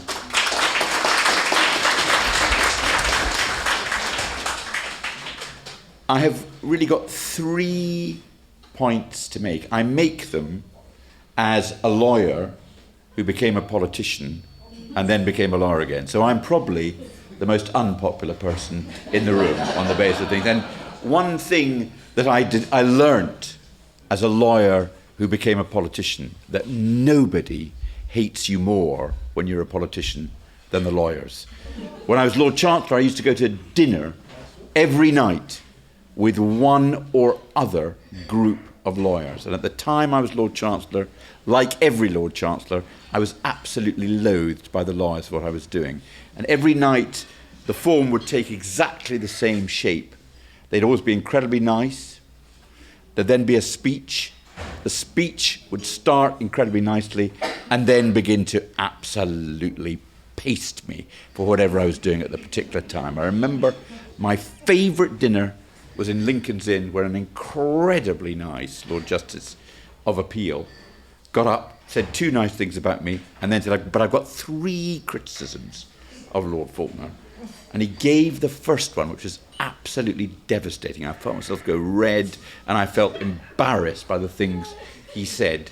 At which point, to my delight, he fell over, completely drunk, unconscious. Reprieve, I thought. And the Lord Justice of Appeal sitting next to me, I won't give you his name, said, the good thing about Lord Justice Snooks is he knows when he's had enough. None of that tonight. The 3 points I would like to make is that the commercial court in the BVI, as part of the Supreme Court of the Eastern Caribbean, is both the Eastern Caribbean court system and the BVI's showcase for the rest of the world. And it is a showcase that, as far as the rest of the world is concerned, we admire greatly and respect because of its quality, because of its independence, and because of the speed with which it turns things around. You are very much admired in the world, and as proof of that, I've appeared in front of the court here and in the Court of Appeal and in the Privy Council, and I always win in the Privy Council when I'm the respondent, and I never win when I am the appellant. And that's a pretty good sign of how good you are going. The second thing is the judges should be admired, but there should be a wider understanding that success of the court depends on more than just the judges. And there are 2 particular groups upon which it depends. First of all, the advocates who appear in front of it. You are, as a judge, very frequently so much improved in the judgments that one gives by the quality of the advocacy and the research that is done. And obviously, the contrary is the position. The worse the presentation, the worse the judgments. The quality of the judgments from the Eastern Caribbean Supreme Court and the Commercial Division here suggest that the quality of advocacy is high, which is why the judgments are good. The second group who matter hugely are the politicians. A justice system only thrives if the politicians keep out. That doesn't mean there should not be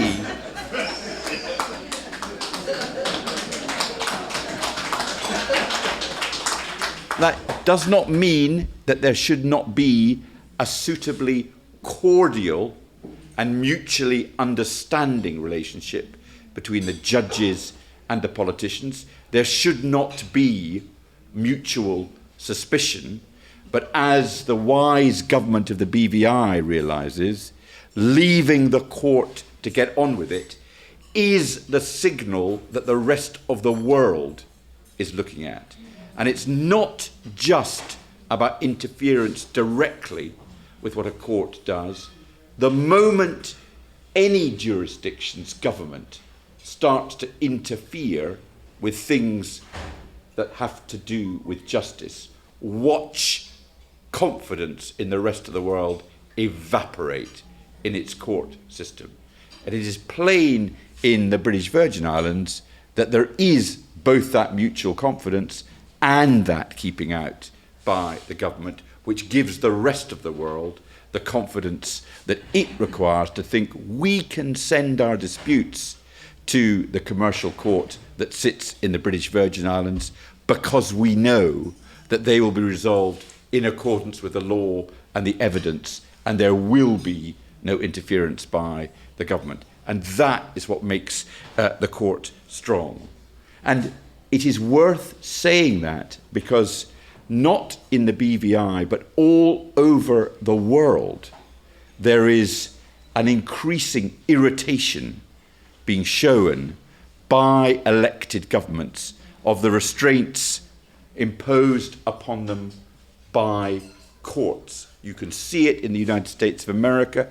You could even see it, and I use the word even, I don't mean to sound superior, but in the United Kingdom that has happened. There was a gigantic, the biggest political case that we have had for years, in which the Supreme Court of the United Kingdom resolved the question of whether or not the government had acted unlawfully by closing down Parliament for an undue length of time.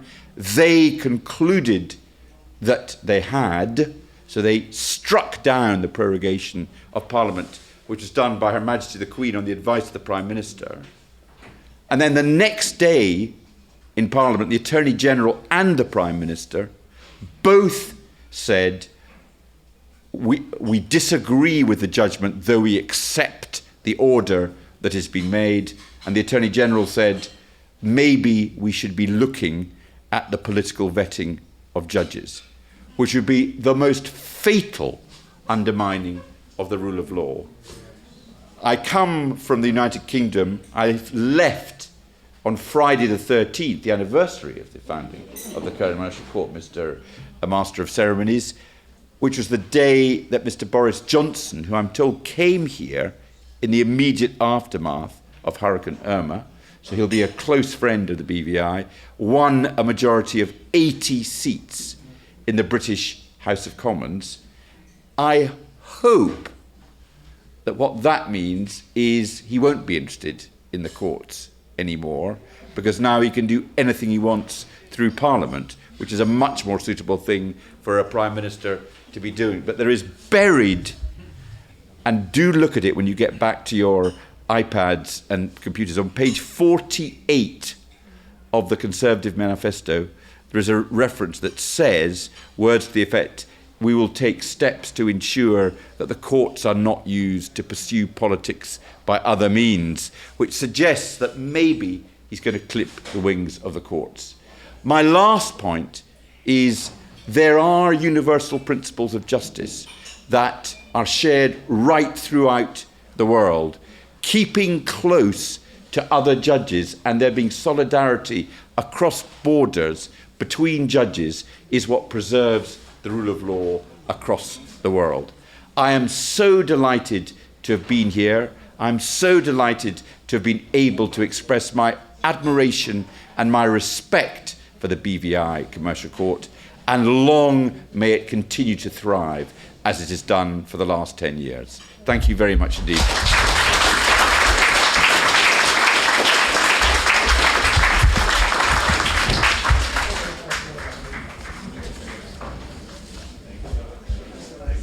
Thank you, Lord Faulkner. And speaking about the unpopularity of lawyers, and indeed very often being undeservedly the object of suspicion, it reminds one of the man who hears from a doctor that the end is near, and so he heads to his lawyer to write a will. The secretary watches as the man walks into the lawyer's office. A few minutes pass, and later the man walks out in a huff.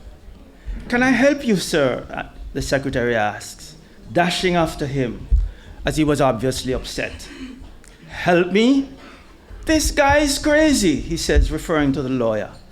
"I asked him to help me write a will, and he has the gall to say to me, 'Sure, let me just ask you a few questions, and then leave it all to me.'"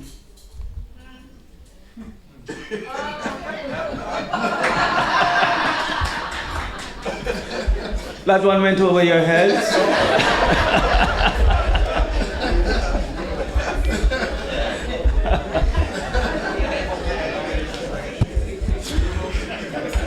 All right, while you figure that one out, we will now hear from the Honourable Jack Husbands, and he will speak representing the magistracy. Please put your hands together for Mr. Jack Husbands, himself a long-standing member of the BVI Bar and now a serving magistrate. Thank you, Master of Ceremonies, Chief Justice, distinguished guests, ladies and gentlemen. I know people must be wondering, what does he have to say now? Well, like the last speaker, I'd like to make 3 points. One is I'd like to bring greetings from the magistracy. Here is Senior Magistrate Tammy Richards, and there's Magistrate Crystalline Benjamin, and there's another magistrate, Mrs. Gabory, who couldn't come tonight. I say the Magistrates Court does by far the most of the litigation amongst all the courts, and it does hundreds of cases every year. We were severely impacted, of course, after the hurricanes, but now we're doing cases, we're completing cases that were filed in 2019. We're completing cases that were filed as late as August 2019. So we've got up to speed and we are moving ahead quite responsibly. And I think it's a big thing to the public to be completing a case that somebody filed in August. Civil cases as well as traffic and other cases. My second point, Don Smith has said a lot about the courts and what the history of the courts was, how they moved ahead. And I'd just like to mention, without going into too much detail, about the Lipster report. One of the consultants was Richard Lipster, and he was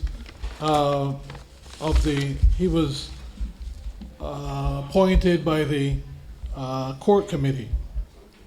And he produced a 37-page report.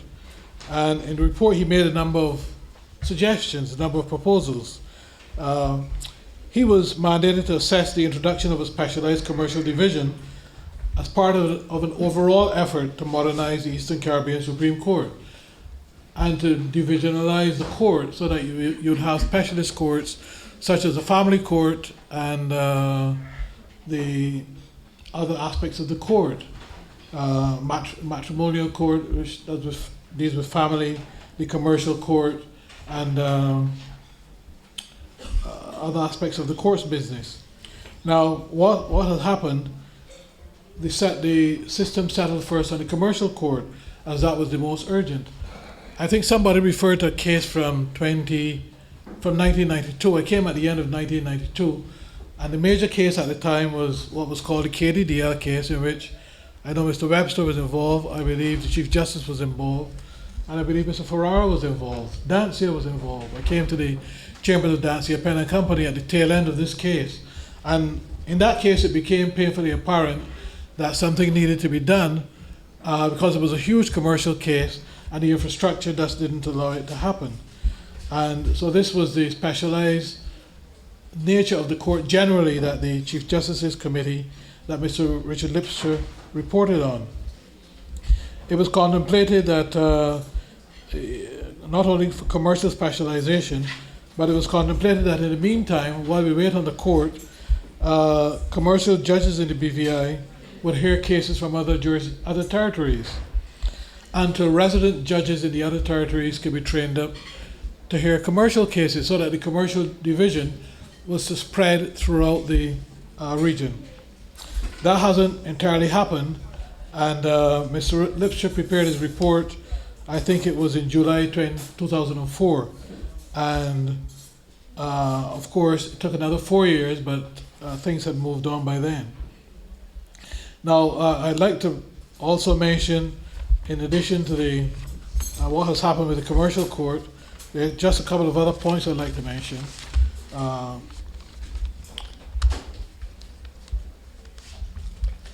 Following on from what Dancia said about the place of the commercial court in the grand scheme of things, one of my pet things about the commercial court, which I would like to see it move on to the next step, is simplifying the jurisdictional rules so that the court can grab a larger number of disputes without having very expensive disputes challenging jurisdiction or challenging service.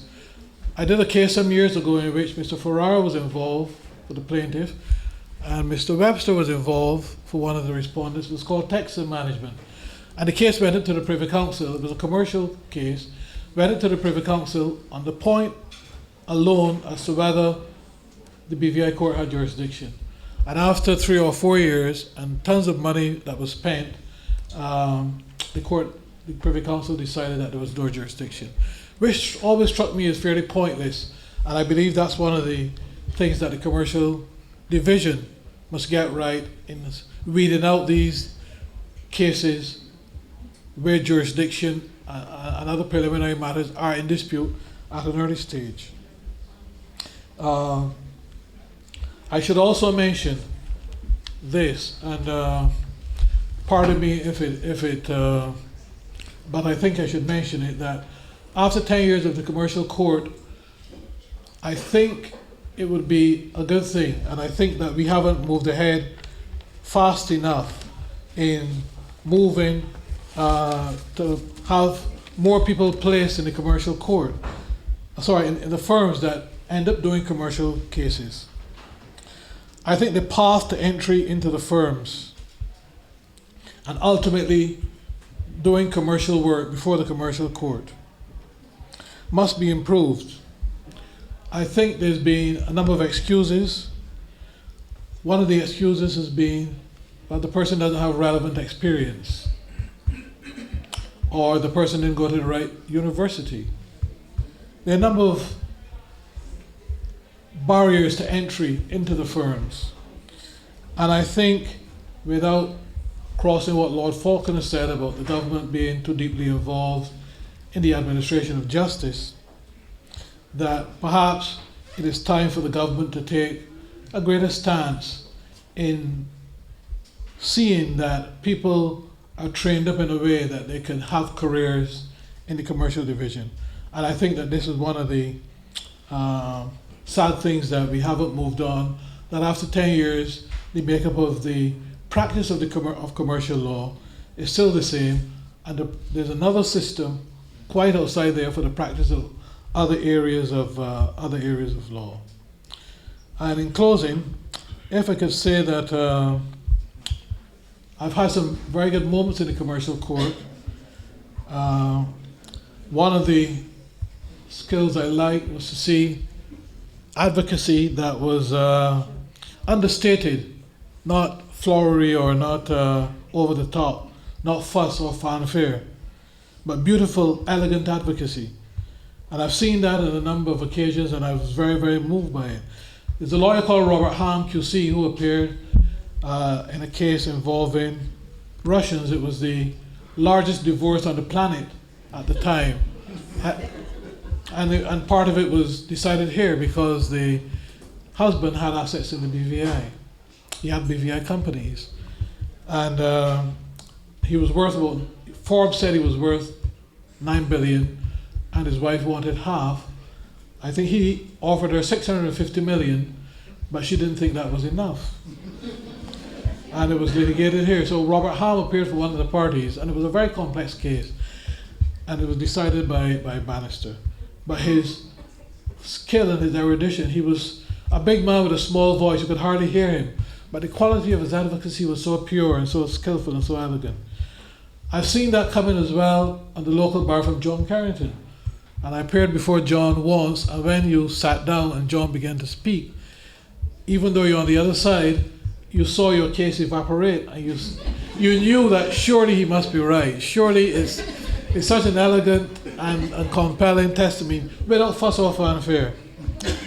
I've seen that from Stephen Smith, seen it from Paul Webster. I've seen it from Jerry Ferrara, although I haven't appeared much in the commercial division against Ferrara.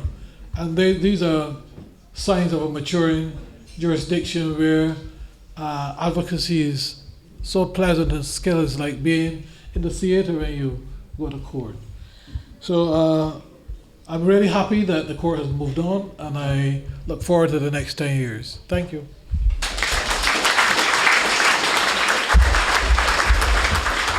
And thank you, Jack, for those remarks. And now I would invite to the podium Miss Victoria Lord of Harness. Please welcome Miss Lord.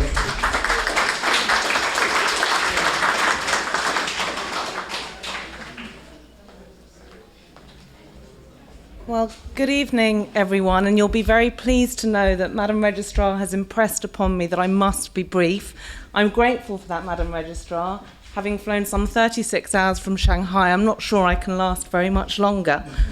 So thinking about the reflection for me on the commercial court, practicing offshore, onshore in Shanghai and in London, there was one particular thing that I thought I wanted to share with you, which I thought was the finest moment for the BVI court.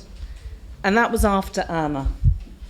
7 days after Irma, that court was up and running.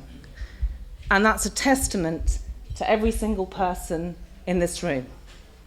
To be able to say to the clients in London, it's fine, we will continue. The oil and the grease of international commerce will not stop, was truly a testament to all of the hard work by everybody here. The backbone of the commercial court are its staff and its people. In particular, Madam Registrar, you and your team have done a huge amount over the course of the years. We are truly indebted to you. Your speed and efficiency, combined with the rule of law, makes it easy for me to give confidence to my clients in Shanghai that BVI is the place to come and do business. Thank you very much, Madam Registrar. Thank you, shorthand writers, who have to put up with us talking in court. Thank you to the judicial assistants, to the clerks, and to everybody who makes this court what it is. So thank you very much, and here's to another 10 years. Thank you.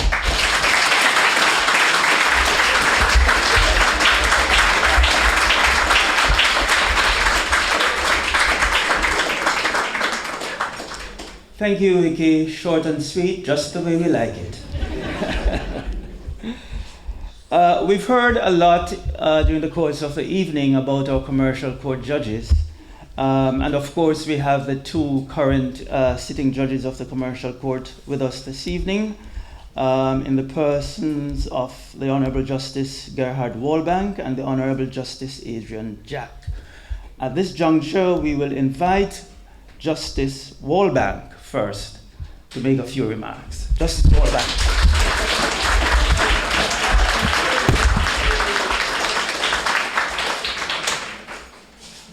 Good evening, ladies and gentlemen. Obviously, I adopt the protocol, and first of all, I will salute my chief. And there is a group of people present in the room who are very much part of the industry of the commercial court, who we haven't really commended, I believe, to the extent that they deserve. They didn't have to be here tonight. And they're not here just because we as High Court judges get it wrong. A crucial part of our commercial court is our Court of Appeal. And we are graced with the presence tonight of our Honourable Chief Justice, and in ladies' order, I think, from left to right, Honourable Justice Blenman, Justice Gretel Thom, and then to the right of our Honourable Chief Justice, to the left of our Honourable Chief Justice, is Paul Webster. Now, our Honourable Chief Justice and Justice Webster, QC, they are both children of the soil, and it's great to have them here tonight.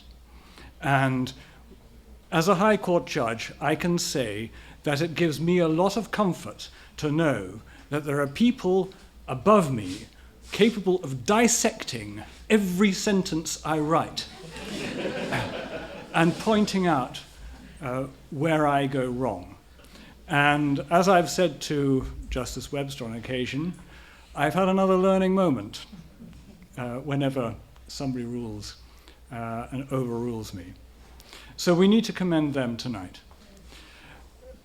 What I want to add, though, is something which Ms. Dancia Penn QC has already alluded to. She mentioned competition.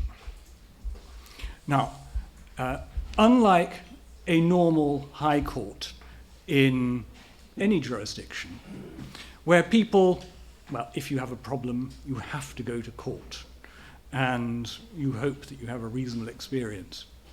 And governments don't really like dealing with the judiciary or the courts, but they have to because they have to be there. Our commercial court is different, and one of the big differences is we have to compete, and it's a challenge. We recognize it's a challenge. Now, Dancia PenQC, she mentioned a review, and a review, an in-depth review of how we are, how we compete. And our Honourable Premier, he started the evening in his speech by saying that the Commercial Court is a very serious institution. It's so serious that so many people from government are here tonight. Yes, it is serious. And yes, we have to compete. To compete, we have to be good, very good. But to be good is not good enough. We have to be better. Better than who? If you take a world map, you can put a blindfold on and stick a pin in it, and somewhere near that pin there will be another court which is very competent, which will have a commercial division of sorts. They might speak any language. Chances are people from those jurisdictions deal with BVI companies, and they could be here. Do they want to be here? That's our question. That's our challenge. That's our problem. We want them to want to be here. Now, some of those jurisdictions, they're fast. They're quick. They don't hang around. Some of those jurisdictions, they love value for money. And all of you, I know, have clients from certain parts of the world which pick over the smallest minute detail of every bill and chisel you for a few dollars here or there. They love value for money.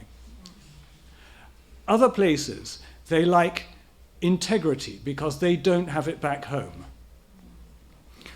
In other places, they like efficiency, and they want a solid product delivered on time.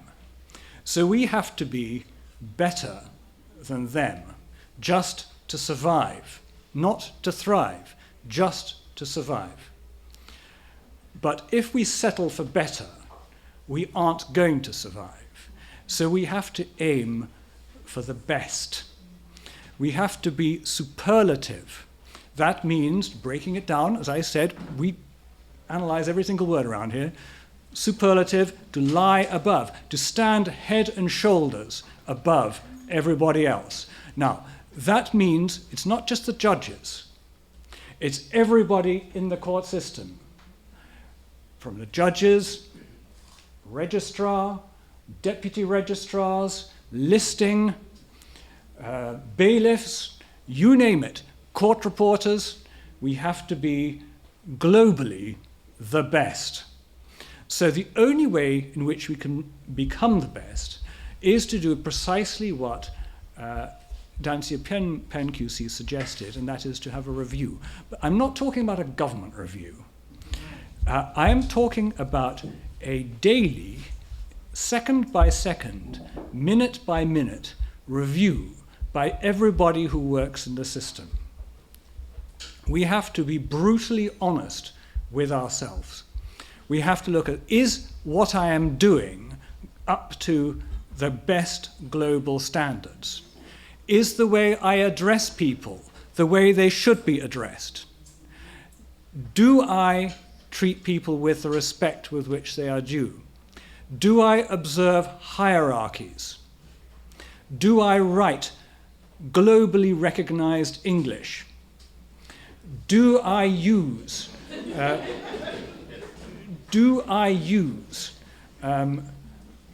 colloquialisms when they should not be used? Every little thing like that counts globally, because we are dealing with end users who are based anywhere else in the world, and they can pick and choose where they go, and we want them to come here. So what we, each one of us, judges first of all, have to do every single day is we have to look at ourselves and ask ourselves, what is my predominant fault? First of all, that's in our personal lives, and then in our professional lives. What is our predominant fault? And I can tell you one thing, we all have one. All of us have one. And we ourselves are the last person to be able to recognize what that predominant fault is.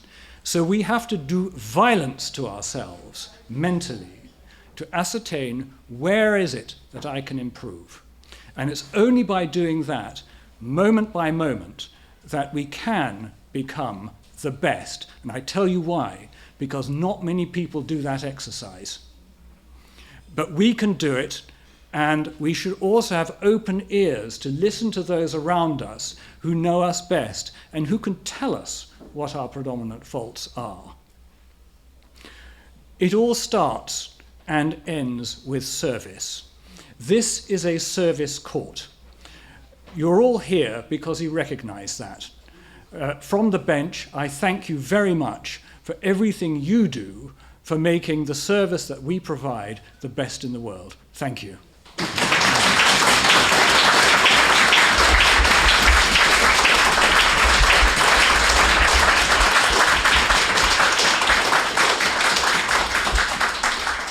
Thank you very much, Justice Walbank, for that most enlightening and reflective presentation. We'll hear now from Justice Adrian Jack.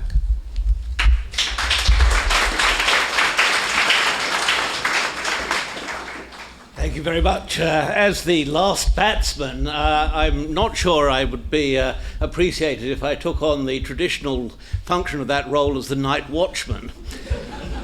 So I'll accept the protocol which has already been established, and I'll say this. What hasn't, I think, been emphasised is the esprit de corps which exists at the commercial court. I've sat now with Justice Adderley earlier in the year, now with Justice Walbank, and it has to be said that there is a great spirit of camaraderie which doesn't just extend to the judges, it's also something which one sees with the staff, the registrar, Mrs. Smith-Penn, the deputy registrars, the judicial assistants, the other support staff. They all work together in a manner which, having sat in other jurisdictions, I can say is not self-evident at all. On the contrary, one doesn't have the sort of tensions which one sees in many other jurisdictions, and that, I think, is a strength which has not been adequately underlined in the previous speeches. I have to say that it's an enormous privilege to be here. I feel as if I'm standing on the shoulders of giants, and I'm hopeful that matters will carry on in the same convivial way that we've had tonight, and we hopefully have in the courts as well. Thank you, Justice Jack.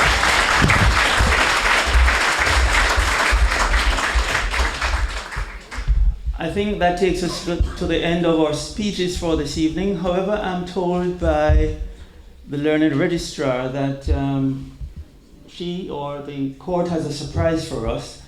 I'm not sure what the surprise is, so I'm afraid I'm a little bit in the dark. Speaking of being in the dark, reminds one of the lawyer who woke up in the hospital after surgery. And he asked the nurse, "Why are all the blinds drawn in here? It's so dark." The nurse answered, "There's a fire across the street, and we didn't want you to think the operation had been a failure."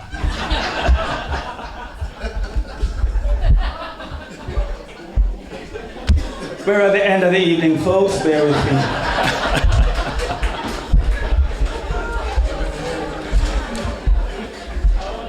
Anyway, I'm not entirely in the dark. I believe we are now going to be invited, if you will bear with us for 5 minutes, to watch a very short documentary, which I believe has something to do with the commercial court in the aftermath of Hurricane Irma.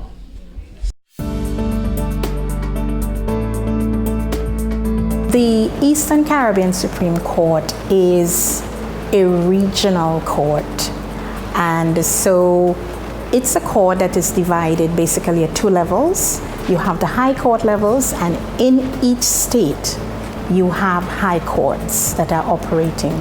But those courts all come up to the next level, which is the Court of Appeal. The headquarters of this regional court is St. Lucia, but the court is found in the 9 member states.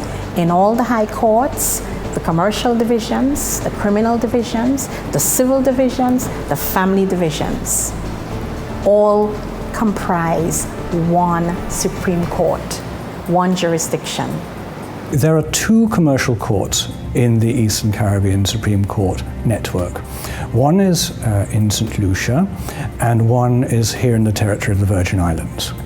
And they both have slightly different functions. The much larger of the 2 courts in terms of workload is the one in the territory of the Virgin Islands.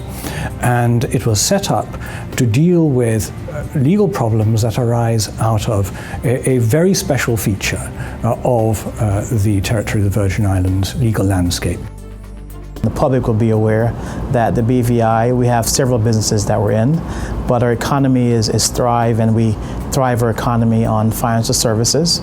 And part of that is to ensure that there's a court, that being the commercial court, and all commercial court, which is able to provide a particular level of support to that business.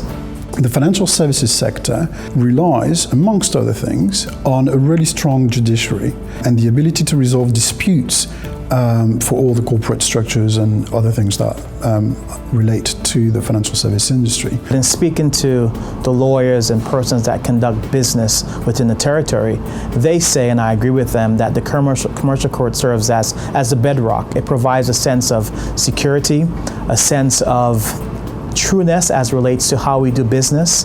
For in the event of something goes wrong, the security of knowing it is a court that is linked not just to its own standards, but the Eastern Caribbean Supreme Court, but of course global standards. The premise of the commercial court is to try to offer real-time dispute resolution services so that business matters which are progressing in other parts of the world can continue to progress, and that the court process doesn't unduly delay or impact these matters. When it was set up, it was Justice Bannister who was the first judge, and he performed extraordinarily and set the pace for what the commercial court should be like. He actually gave in judgments as quickly as possible so that the matters could move on. Right? And since that, we have now 2 judges in place. It serves, in my opinion, as the bedrock and the staple of the business that we're in with financial services, because we have a court that's well regulated, that's well established, and regionally recognized as being fair and just for commercial matters. What we're dealing with here are some of the most sophisticated corporate structures on the planet. So we needed a court that's able to stay ahead of the curve in terms of legal developments and also commercial developments, and as necessary, adapt and use what has been used elsewhere. And so this means that the type of legal work we do here in the commercial court is very narrow. It's a niche court. It is a specialized niche court. And we really deal with 2 types of law. One is company law, and the other is insolvency law. As a result, the BVI has a really strong judiciary. We do have a strong commercial court. It's supported by extremely sophisticated law firms, offshore and otherwise. And also the quality of the cases that go through the BVI, because BVI corporate structures are involved. I recall many times I marveled, for example, in terms of the sheer volume of filings and papers in the British Virgin Islands because of the commercial court, and the complexity and the sheer size of the matters and the cases, that we would marvel that sometimes that they very seldom lost the document, but it took a lot of persons and a lot of dedication and a lot of time and a lot of labor. clients in our area are very, very keen about the time in which things are done, the speed with which things are done. And if you have a system that facilitates that, the client satisfaction sort of rating goes up. Litigation is a business. People choose their forums. Okay? People choose where they want to incorporate their companies. People choose where they want to have their disputes resolved. And the reason that the BVI and the commercial division has been so very popular is because people have seen the court as being a place where their matters are quickly heard, quickly determined, decisions are quickly rendered. I've seen extremely complex, huge in terms of amount and disputes over the years. And it's not something recent. The country has developed a very sophisticated judiciary, really strong back-end processes to support that, and has attracted really good quality lawyers and law firms to the territory. Very competitive market. Everyone has seen how successful the commercial division has been for the business. These are very sophisticated people in many instances. You cannot file a claim in the commercial division unless it's, $500,000 in value. What that means is we have real costs orders as opposed to token costs orders. So that means that if a party brings a claim or an application to the commercial court, it must be at least one which is arguable, because there is a risk that if you lose, you're going to have to pay the other side's costs. And so these are very, very, very valuable claims, and people are waiting for quick results. And if we weren't able to do that, we would lose business. People will take their business elsewhere. It's just like a supermarket. You go to this supermarket and they don't have what you want. You go to another supermarket, and people have that right. The whole idea is to make litigation rare and serious. So that is what is behind our cost regime in the commercial court. And if you will, you have to bear in mind that the BVI has a large corporate and legal services industry. The commercial court is not the hub of that industry. What is the hub is this corporate vehicle, the business company.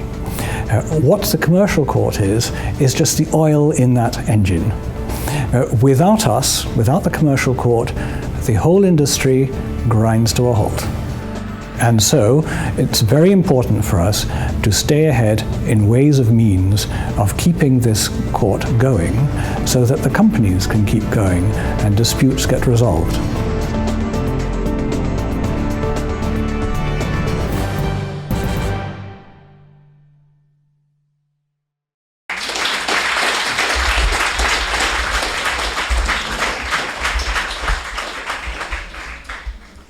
Now, ladies and gentlemen, I indicated earlier, before I say that, we are just almost, at the end of our program.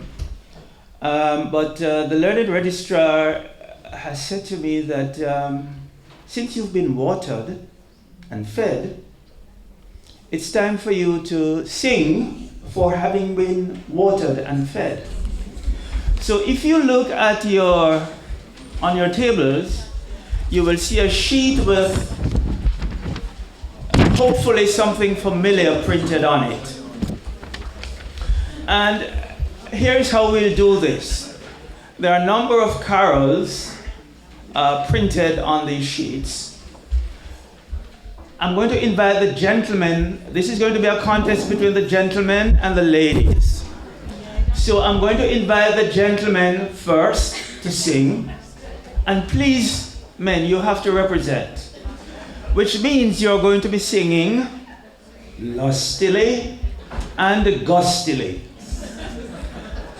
And then it will be the women's turn. You may also sing lustily, if not gustily.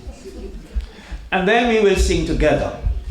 So we are going to begin with one of these carols, which I believe all of us gentlemen should know. Good Christian men rejoice.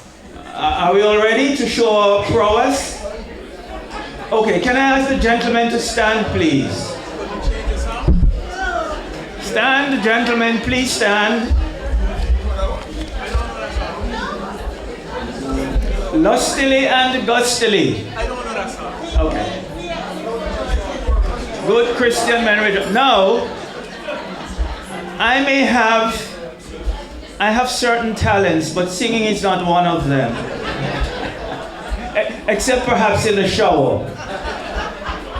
But I will try to get us a key.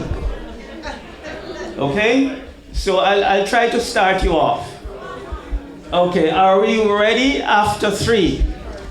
1, 2, 3. Okay, let's try this again. It begins, good Christian men rejoice. Okay? 1, 2, 3.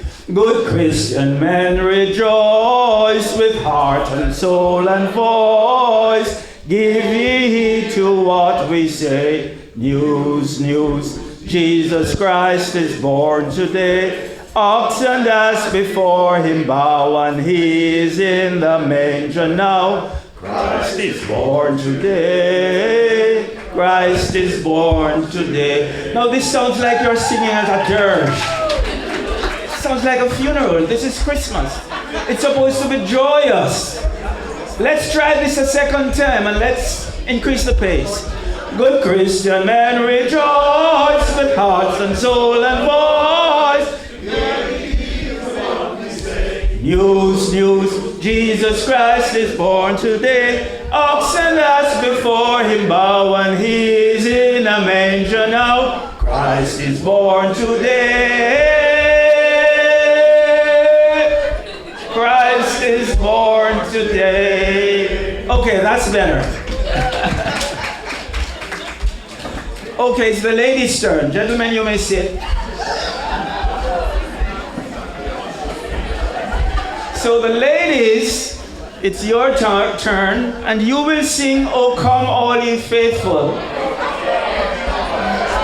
And the objective here will be for you to outdo us guys, okay? So please stand.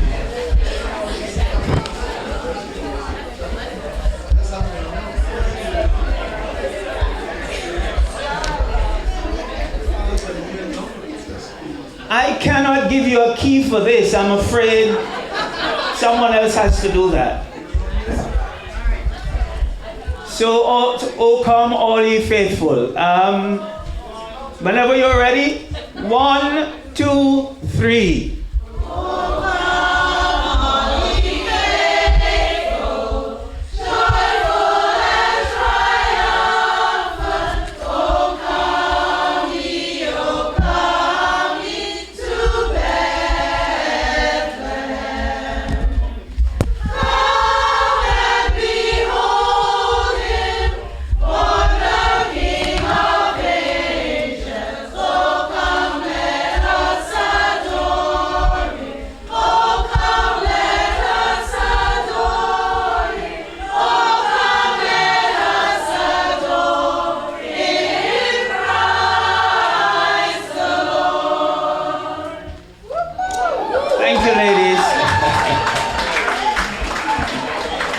Okay, we have one more carol to go, which we'll do together at the end, which is We Wish You a Merry Christmas. But before we do that, I would like at this juncture to invite the President of the BVI Bar Association, Ms. Kimberly Crabb Adams, to move the vote of thanks. Let's hear it for Kimberly.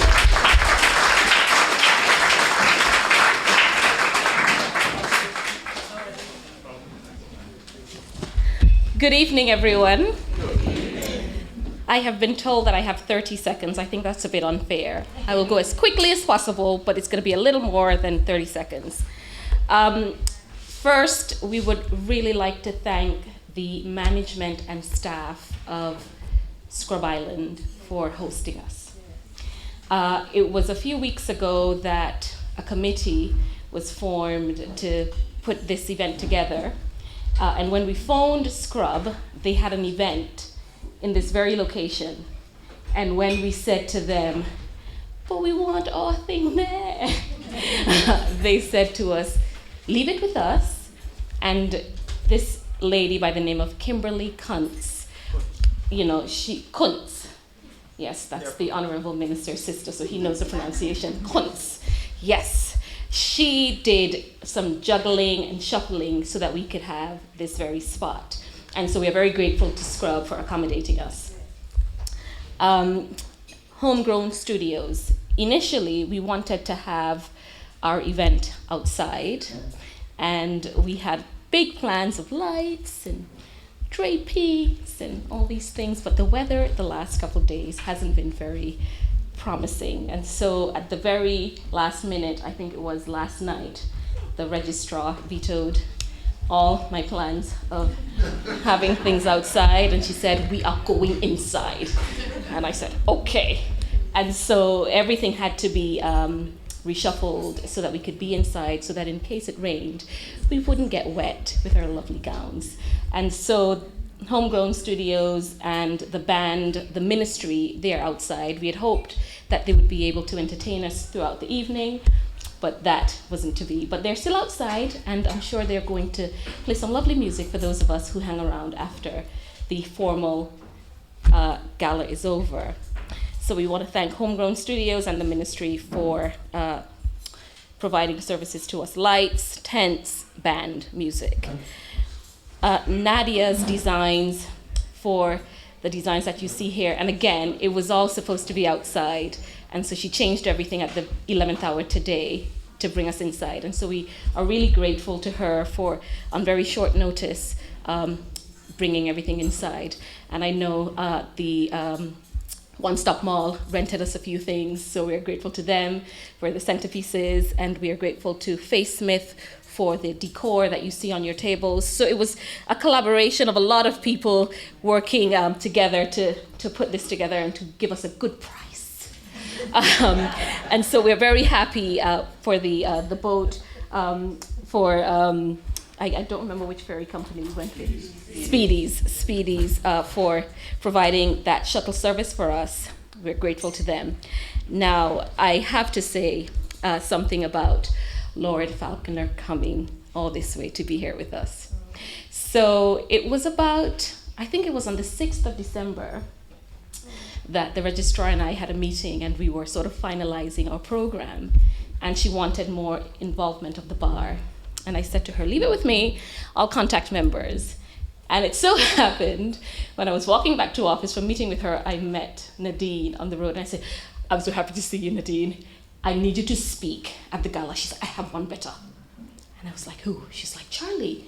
And I was like, who's Charlie? And she's like, you remember Lord Falconer from, because we had worked on a matter together.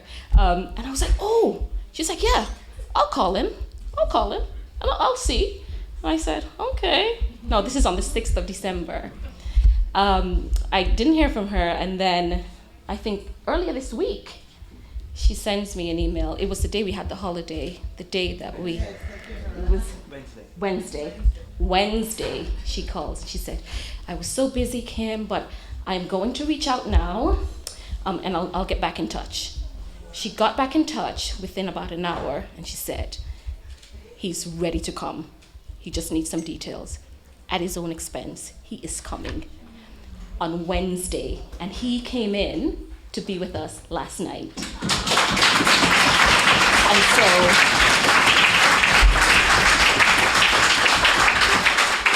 we are just so very happy that he's here with us this evening. And thank you, Nadine, for organizing all of that. And to our Justices of Appeal, who we know are very busy, but are spending time with us tonight, and our justices. We are very happy to have you here with us this evening, celebrating, as this is something that we are all a part of and all should be very proud of. So we're very happy that you're here with us this evening. And ministers of government, you as well are so very important, and spouses, we see you here as well. We are happy that you're here with us as a profession. And guys, I am just so overjoyed to see so many of you here tonight on a Sunday evening. We were very concerned about it being a Sunday evening and we have Monday to go to work, but we have a full house. And so thank you all for coming. And Vicky, thank you for flying all the way from Shanghai and being very jet lagged and saying to me all night, Kim, I don't think I'm gonna make it. I'm really tired. Thank you for staying awake, and thank you every single body that's here tonight for being a part and for being just so positive whenever we reach out and just showing your support to the court, to the registry, and to the Bar Association. We are so happy to have you here and so happy for your support. Thank you all.